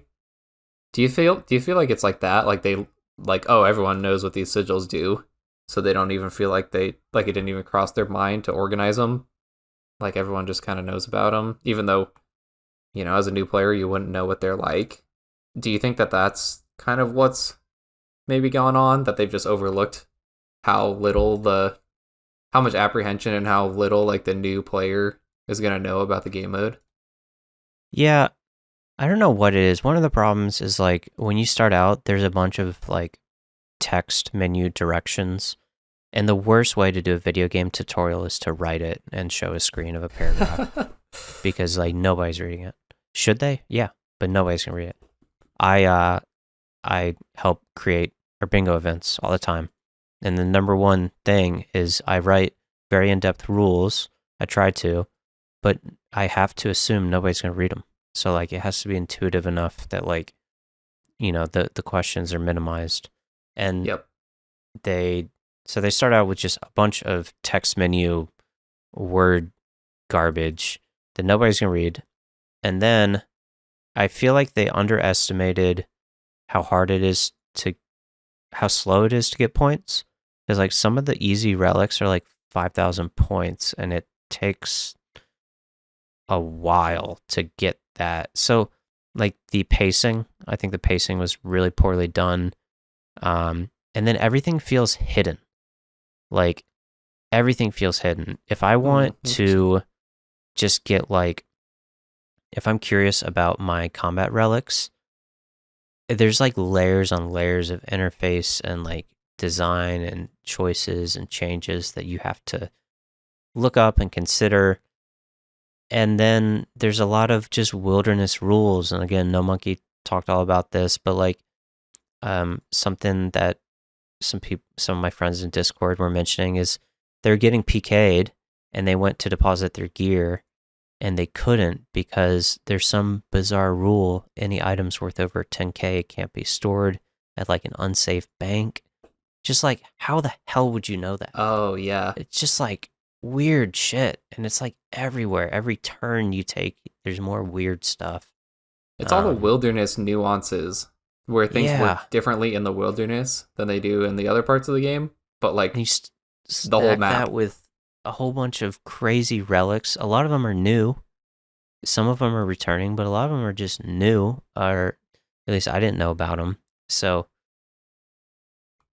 I'm stressed out like thinking about it. It's just so much. And I'm the type of player that nerds out about this. So I love the spreadsheets, I love the routes, I love the planning. And the fact that I hate this tells me that something's gone wrong. Because like it's bad. So yeah, that's disappointing. So where is your account at, and what are you trying to go for in the next week or so? So I just finished my quote unquote build for the 60 bracket. So I'm ready to lock it. I just hit 60 combat. I've just got like 50s or 60s and all the combats, like a well-rounded account. Okay, and nice. The skilling multiplier actually stays at 10x for every bracket. So I think I can just go skill away for points. Okay. My goal was to just log in for breaches now. However, I need to get money to afford the gear for breaches because I'm constantly like 3 GP in the bank. Like spent all my money on runes. Okay. So now I'm trying to like make some money by running rooftops. You can get like 10K per market grace. So it's basically like agility pyramid where it's just guaranteed money. It's not good money, but it's guaranteed. You know, if you spend time, you'll get it. Less frustration. So that's where I'm at, trying to get money for the breaches and then skill. I'm halfway to my goal of 12K points, and I'll just quit abruptly. Okay.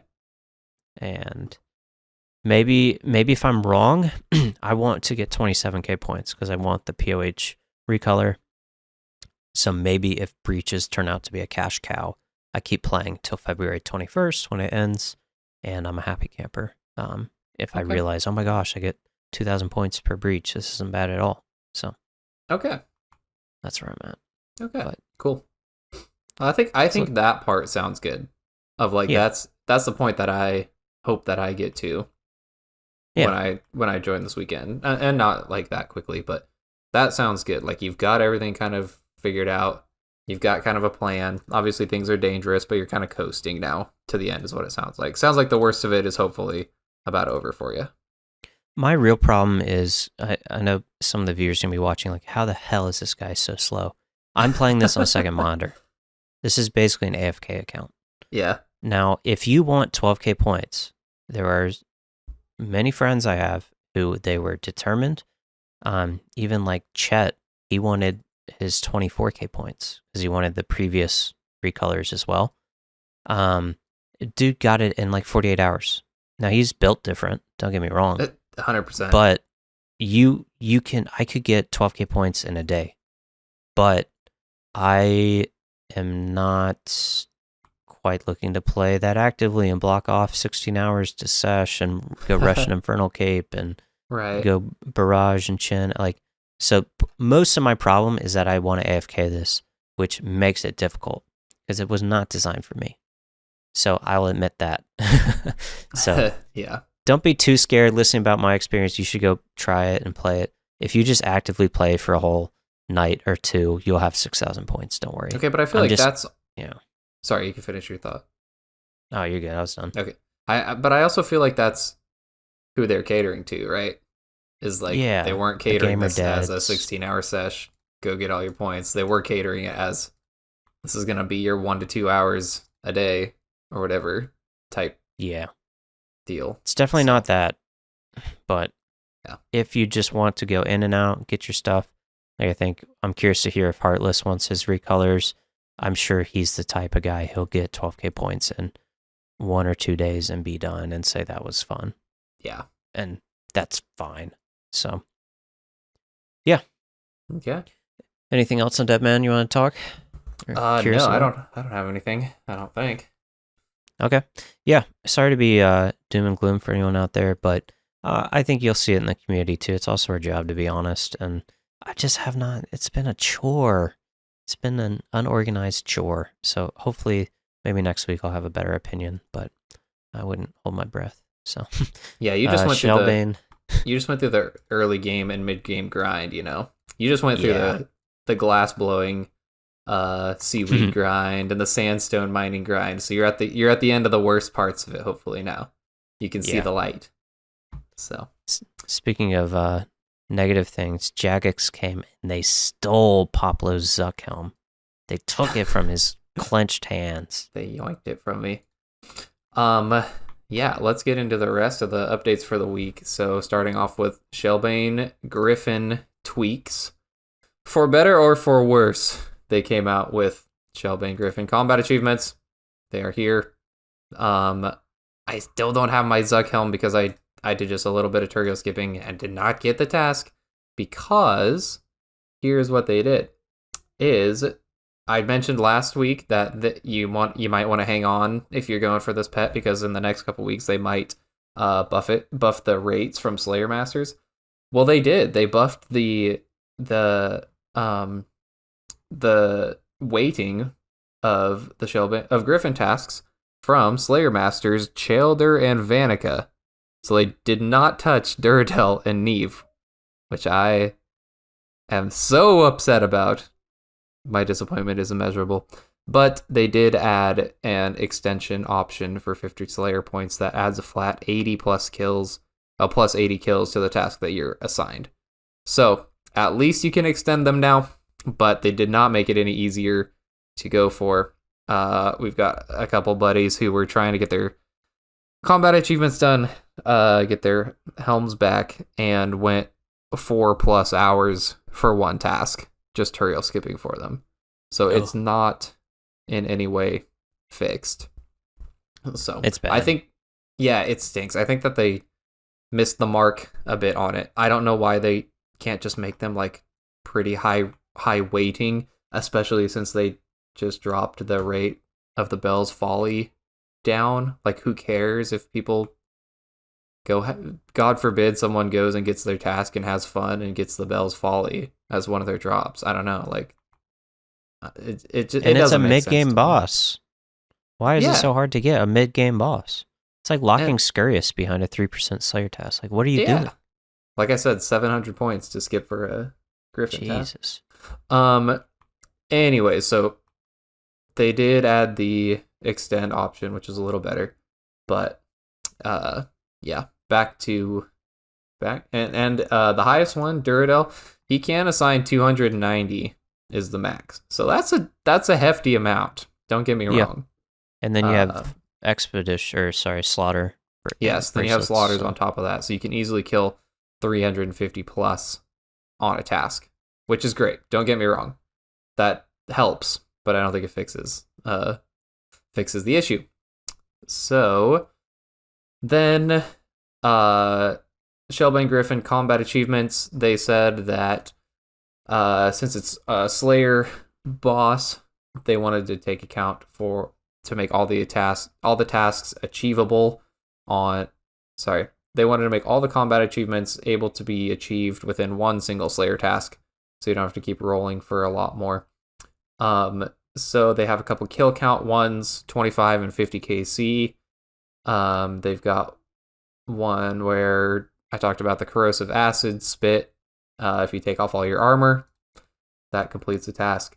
Kill the Shelbane Gryphon without taking any damage. So basically, you just have yourself all have your Tortugan shield and have your heavy weighting armor so that you don't get knocked back. They have a speed one, which these speed ones are it's a medium combat achievement, so it's kill the Gryphon 10 times within 12.5 minutes of entering the cave. So that one is pretty easy.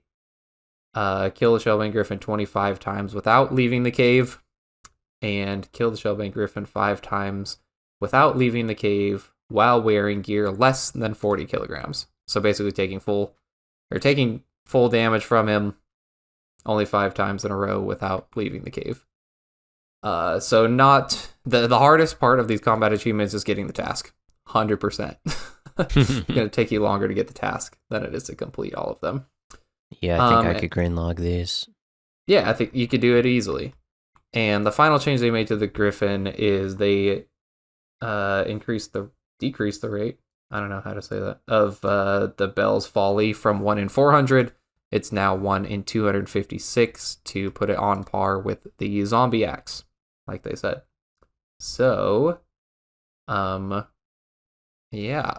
Wait till they find out that's not why people aren't using it. They're not using it because it's rare and expensive. They're not using it because it's useless. Right. Yeah. But make it 1 in 50, and people aren't going to use it. But now at least it kind of makes sense. Like if you get a task for it, you might as well go do it. Before there was no reason to do it at all. But now it makes a little bit more sense because it's a little bit more common. I think that's a good update at least. Like if I got one on the group iron, I would probably go do it just to get a good stab weapon for early Toa or something. But no, and you should. I would like to see it be used. Maybe add it to the normal Gryphon drop table so you can go for Horn of Plenty and you have a 1 in 1k chance at this other thing.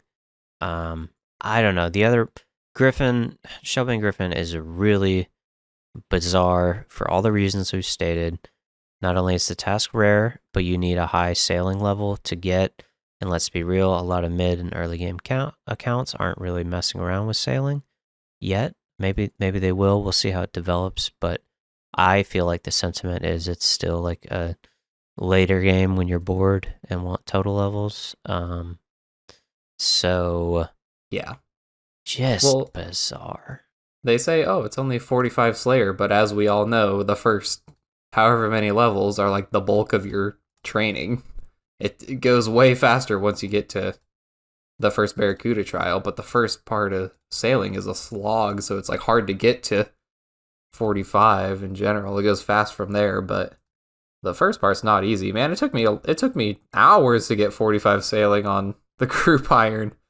Obviously, that's like making my boats and doing the quests and stuff like that, but it took me a long time to get that. Oh yeah, on the game. So. I am making the mistake of only thinking about Iron Man. I looked it up. The Bell's Folly is about 680k. So if you were a normal new account and you got 10 mil cash, you try and make a setup, maybe the Bell's Folly is the answer for you. So I'm okay with that. Maybe that's an angle I'm not considering, but yeah, how much I don't know what they're doing sometimes. I'm gonna see. Zamorak Hosta is only like 1.7 mil, and that would probably be your next best stab weapon, I guess, for mains. So I don't know. I guess you can pick it up before you have a little bit of extra cash, but yeah, heard it's good in PvP too. So yeah. All right. Anyways, that's my rant on Shellbane Gryphon. They fixed it, kind of. So yeah, it's a little better, but still could be a little more. Hoyt, you got anything else on Gryphon? No, just Jagex. Maybe just in the future, do a better job telling us what you're thinking, because I don't know what you're thinking here. I mean, yeah. I don't know. I was a little skeptical, like, when I did the boss for bingo and I did 400 kills in a day, I had a good time because I'm like way over geared and it was easy and repetitive. It hit all the right check boxes for me. But the more I think about it, the more I talk, with Poplo about it, I'm just getting like red in the face. Like, what are you doing to my game? Like, stupid. So everything about it is fine except for the task waiting. That's it, man. Like, yeah, if they just buff the rates a little bit, it's made it a little better. Yeah. Where's nothing that else for me? Where's that Slayer? Where's that new Slayer Master when you need him? Exactly. Take my money for Gryphon tasks. Yeah, like let Poplo spend 650 points on this task. Oh jeez, I don't have that. I've only got like 1,000. So I don't have that. Depends on how desperate you are to be done with it.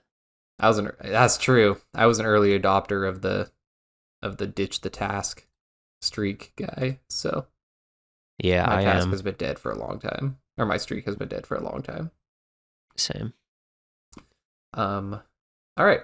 So moving on, we talked about the facility bottles that are going to be able to move your facilities on your ship. Those came out now to be purchasable from the shipwright for 75k. So you don't need to do shipwreck salvaging to get them if you just want to buy them, but they are still on the collection log. They added them also to the late game loot, or the higher level salvaging, so opulent salvage from merchant shipwrecks. They added them on there, so you can get them from there, so you don't have to feel bad about doing low level salvaging to get them. So that's pretty good. They also made a statement about why can't moving facilities just be free? Like in a POH, you can move facilities back and forth, or you can move your rooms around free of cost. And Jagex put out a statement about that.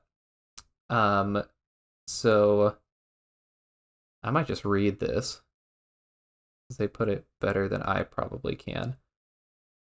Yeah. So we've seen players compare facility bottles to moving rooms in a player-owned house. One has a cost and the other is free. Why is that?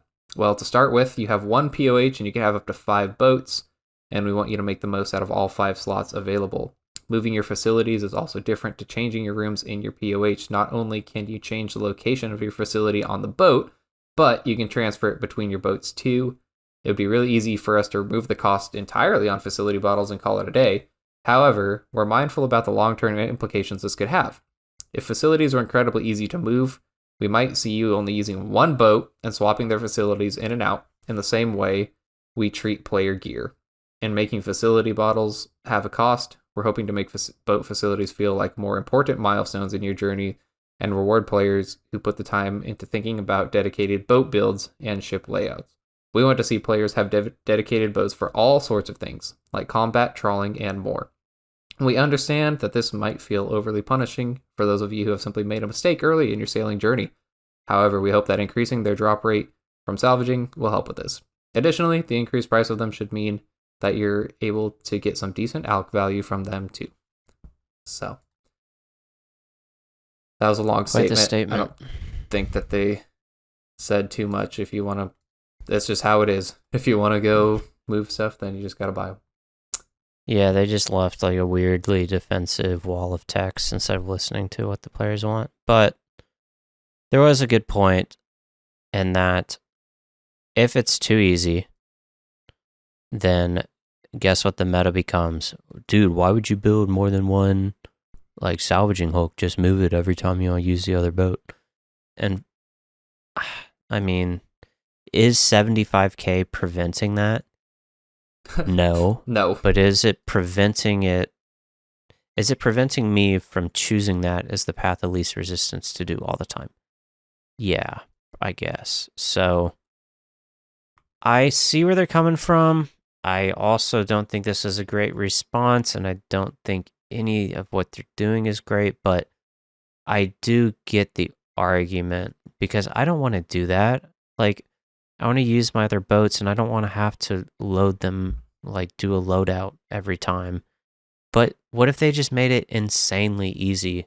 Like, you just check a few boxes every time you hit board ship on what you want on there.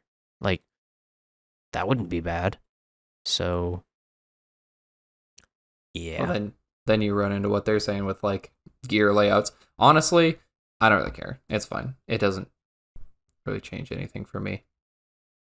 I kind of like the idea of having a couple different. Too. I kind of like the idea of having a couple different boats, one for each like scenario. I think that's kind of cool. But I enjoyed that, and I did get a sense of accomplishment when I finished all of my boats, and yeah, right. Like I got them completely kitted out like I wanted. So yeah. Anyways, I think it's fine. We can jump past that. Other sailing changes real quick. Added new logs from sailing, camphor, ironwood, and rosewood to the loot tables of salvaging from mercenary and Fremenic shipwrecks, and you can hunt red salamanders on Charred Island without any issues. That's all the sailing changes for now. So now the getting around updates. So we kind of talked about these already in our episode last week or 2 weeks ago. 2 weeks ago, yeah, I think. like 2 weeks ago or so. Yeah, with the Holy Molies, that episode.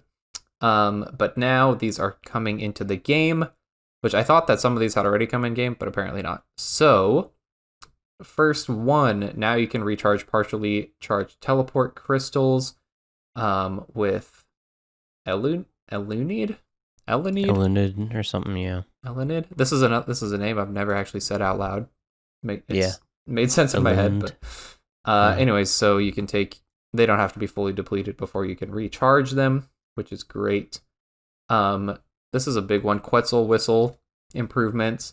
So now it has you can select your previous destination on your Quetzal Whistle, and it can also take you straight to the Hunter Guild, or open the destination selection menu, which is on by default, so you'll have to adjust that. But this change gets rid of unnecessary back and forth while still keeping the original behavior for those who prefer it. Have you used the Quetzal Whistle since the I've not, but I've always begged for a change because it's one of the only teleport items I had like 9 steps to friggin' use it. But yeah, so now it's like even better for Hunter Rumors, right? It's like even faster for and clue steps, just navigating Varlamore in general. So that's pretty sweet. Okay, we talked about spirit tree level progressions. So now the levels have changed for the spirit trees, depending on your farming level. And this is just because there's more spirit tree patches going in the game. So they have adjusted those now. At level 83 farming, you can plant 1 spirit tree. 88 farming, you can plant 2. 93, you can plant 3. 96, you can plant 4 spirit trees. And at level 99, you can still do unlimited. Or don't forget to eat your garden pies and boost for your next spirit tree patch. So another good update there. Trouble Brewing teleports are now tradable.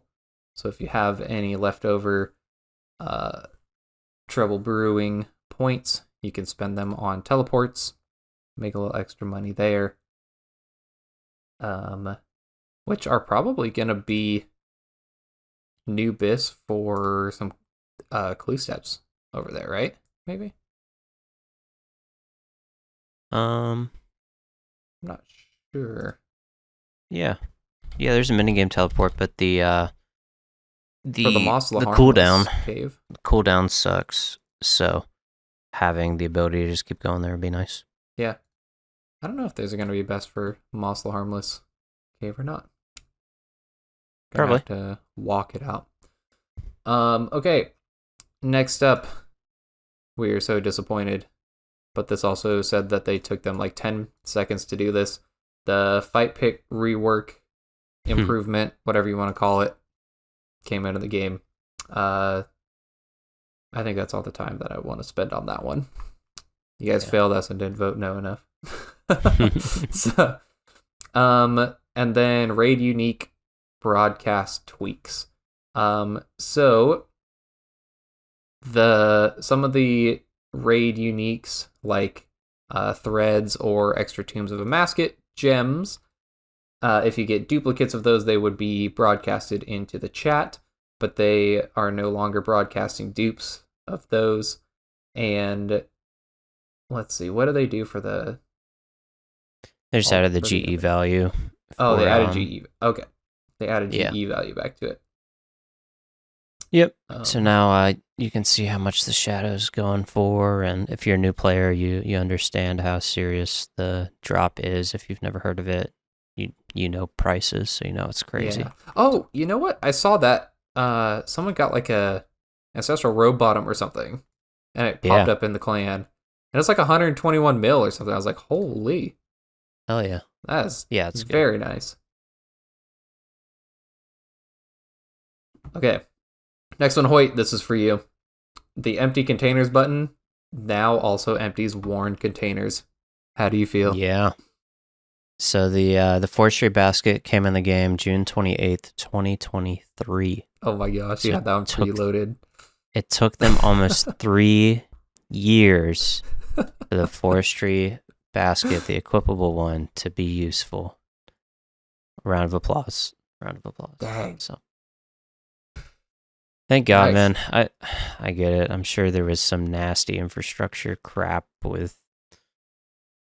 There's an obvious reason they couldn't just do it. So I'm trying not to be a jerk, but I don't want people to do that to me at my job. So I'll be nice, but good God, is it egregious? Like, holy crap. So thank you. Well, no longer need to worry about that.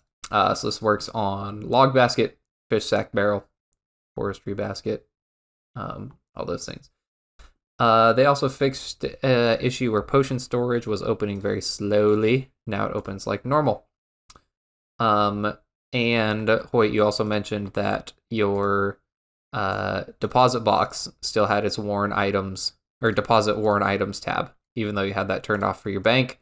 They are working on getting a setting to remove that from the deposit box as well. They fixed a lot of visual issues, a lot of clipping issues as well. And let's see. They have a new maintenance schedule that they're coming out with. Is this going to be permanent? It looks like. Yeah, every Tuesday, 9 a.m. UTC, which is 1 a.m. Pacific, 4 a.m. Eastern. Servers will go down for 20 minutes, which lets the infrastructure team do their updates separate from the content team or something. And before they would do this, but it was sporadic, so this puts you on a schedule. Honestly, this is kind of going to suck, like you Monday night gamers on the West Coast. All you like degens are going to have to go to bed on time. Yeah, 1 a.m. So it doesn't really matter what our opinions are. They're going to do it, but it's the least amount of harm they could do. So sure. Yeah. If you're not playing at 1 a.m. on a Tuesday morning, maybe you should go to bed or just take a break. Take a little 20-minute break for yourself. I do hate to do this every episode, but I do want to talk about another MMO. So okay. World of Warcraft, they have weekly updates and they take the game down for like minimum 30 minutes, usually an hour, sometimes 4 hours every single week. Jeez. And it is crazy, but the players are so used to it that they actually defend it. So this was a couple months ago, maybe even a year ago now. I was playing, and I was really looking forward to playing WoW this day. There's a new expansion, whatever. And I go to log in. I was like, I had a half day at work or something crazy, and I can't log in. And I'm like, what the hell? And the 1 hour downtime turned into 2, turned into 3, and then 4. And I'm pissed. So what do? I go to the Reddit. I'm like, you guys know this isn't normal, right? Like, you guys take this bullshit and you just eat it as slop and you say thank you. Here's $15 a month. So I would always brag. I'd always brag about RuneScape because we're like, we don't have the downtime. We don't have downtime every week. Sometimes we do. Sometimes we have updates, but it's rare. And sometimes they just restart the servers. But now we're slowly trickling that. I'm telling you, it starts with 20 minutes, but it's like return to office. Slope, you're saying. Yeah. Okay. And once you set a schedule, oh God, we just can't do what we need to do in 20 minutes. And it turns into 45, and then something goes wrong, and it's suddenly 2 hours. And that was the only night you could play. And yes, I'm overreacting and being dramatic, but this is a big problem with other games. And I was always proud of us for not having that. But if it makes their lives easier, sure, whatever. Well, we'll just say we're for me, mental health. It doesn't matter.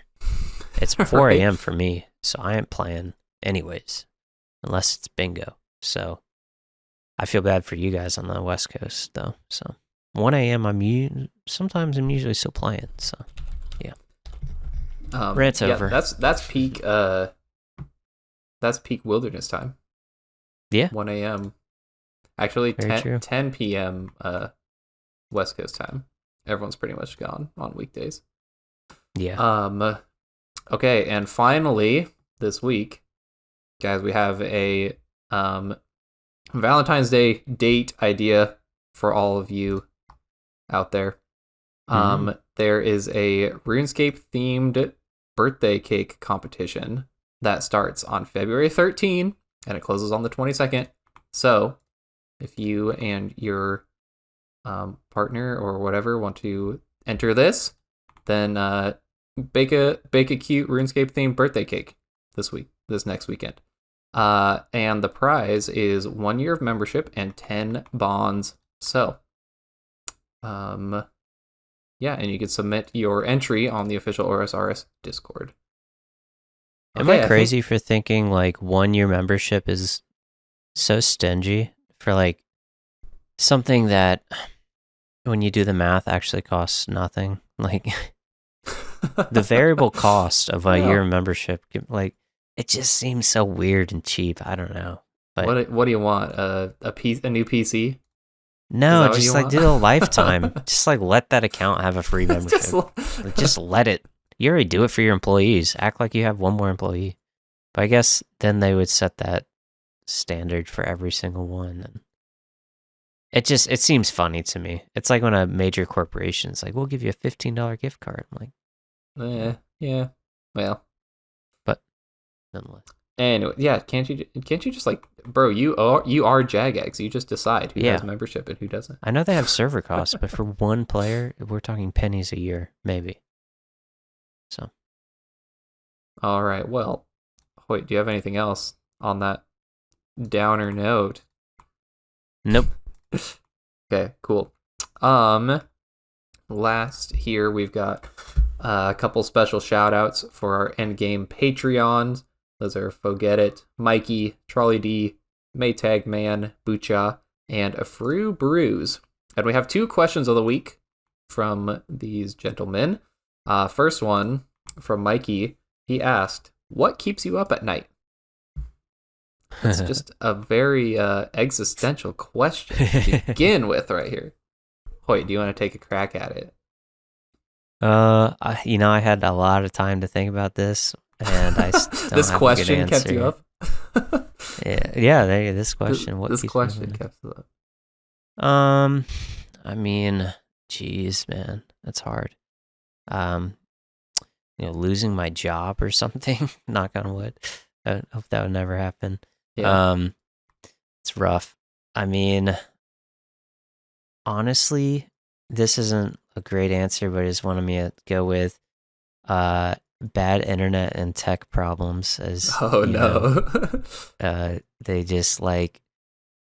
Here's the thing: when you take care of all your responsibilities as an adult, and you've earned your time to relax and unwind and disconnect, and then something goes wrong, and you can't relax because your power's out, or your internet's gone, or your Netflix account got hacked and you can't log in, and your credit card, like that little shit is like what it's like, the hair or the final straw on the camel's back or whatever. It's just like yeah. Oh, it makes me go crazy. So I'll go with that.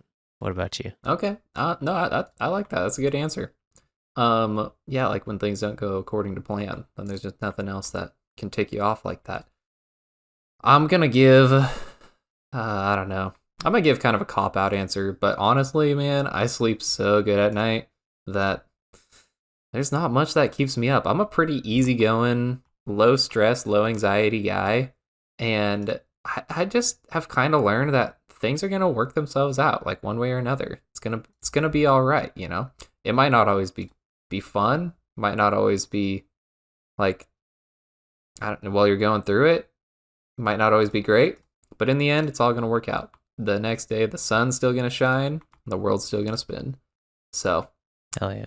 I don't have too much that keeps me up at night. I guess, yeah, kind of same worries that you have, Hoyt. Maybe losing my job, or maybe like a medical crisis or something for a family member, or for my wife or something. But those things are mostly out of my control. So I'd say not too much on the brain. I fall asleep in like 5 minutes when I hit the pillow. I swear, it's pretty fast. So it's a gift. Everybody's suddenly jealous of you. Yeah, I know. I'm so sorry, everyone. Okay, and our second question comes from Bucha, and he asks, "What is your favorite cookie/snack?" Ooh. I got an answer right off the bat. Mm-hmm. Okay, my favorite cookie is just a nice, warm, soft snickerdoodle cookie. The best. Ooh. I love those so much. Okay. Close second are Monster cookies. Also very good. But what is that? Okay, a Monster cookie, it's like a little bit peanut buttery. I think it's got some, I've never actually made them. Maybe it has some like oats in it or something. But a little bit peanut buttery. It's often got like M&Ms or some other kind of chocolate in it.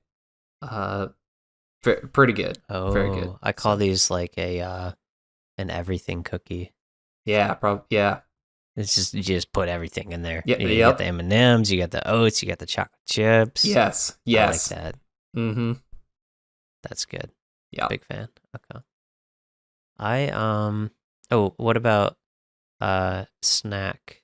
Like just some non-sweet, just a snack. Your Ooh. gaming snack. Wait, okay, here we go. Favorite okay, not gaming snack, but favorite, I'll say this because this is a new snack that we recently discovered. Okay, so I like crackers with like stuff on them, you know, or dip with crackers. And we found a honey jalapeno cream cheese spread. You put that on some Ritz crackers or some wheat thins. Oh man, so good, so dangerous, so good. Yeah, very good. I dig it. All right. Okay. Mine, so my addiction and my gaming snack, I always buy a huge tub when I go to the grocery store, are the peanut butter filled pretzel like nuggets, the bites. Yeah, dude. I haven't gotten sick of them. I've like tried to make myself sick of them because I'm like, you need to eat something else. It just never stops. They're both filling and salty, and like they're definitely not healthy. Don't get me wrong, but on the spectrum of snacks, they're probably towards the healthier side. Yeah, I would agree. All the salt's bad, but yeah, there's fat, whatever. But for all those factors, I freaking love them. I eat too many of them. Sometimes I'll go and like not buy them because I need to like wean myself off. Yeah. And then I love, as far as like what I would like to see at like a gathering or something, on the cookie table, just the classic golden Oreos. I mean, any sort of vanilla cookie, I'm a big fan of. I also love extremely dark chocolate, like that. Just the highest percent cocoa you can find. Really? I want that shit. I love it. Yeah. So, but I don't do well with like really, really rich, like a chocolate cake that's like pure dark chocolate. It's too much. Like one bite's too much. So I like a little square of like the chocolate. Okay. Yeah. So, the dark chocolate, it makes me sneeze. Like I like it, that's but crazy. it's so weird. Sometimes when I have like I've those never little Dove dark chocolates or something, it makes me sneeze. I don't know what it is. You need to be studied. I don't know. Curious. Just happens every once in a while. Taste buds just tickle your brain, man. That's crazy. Yeah, that's what it is. That's good. Awesome. Well, you got anything else for us this week, Hoyt? No, we'll skip the chest room because of time. We've been giving you some beefy episodes, so please excuse us. But no, this has been a great episode. That's right. Yeah, we'll save the chest room maybe for when Heartless gets back or something. Yeah. But, yeah, that'd be fun. Awesome. If you want to come hang out, join our in-game clan. It's RaidzBank, one word, and our Discord. Feel free to hop in. You can share your achievements, your gripes. You can reply to us and share everything in the Discord. Our link will be in the description. I think that's it for us. Have a great week. Thank you, guys. See ya.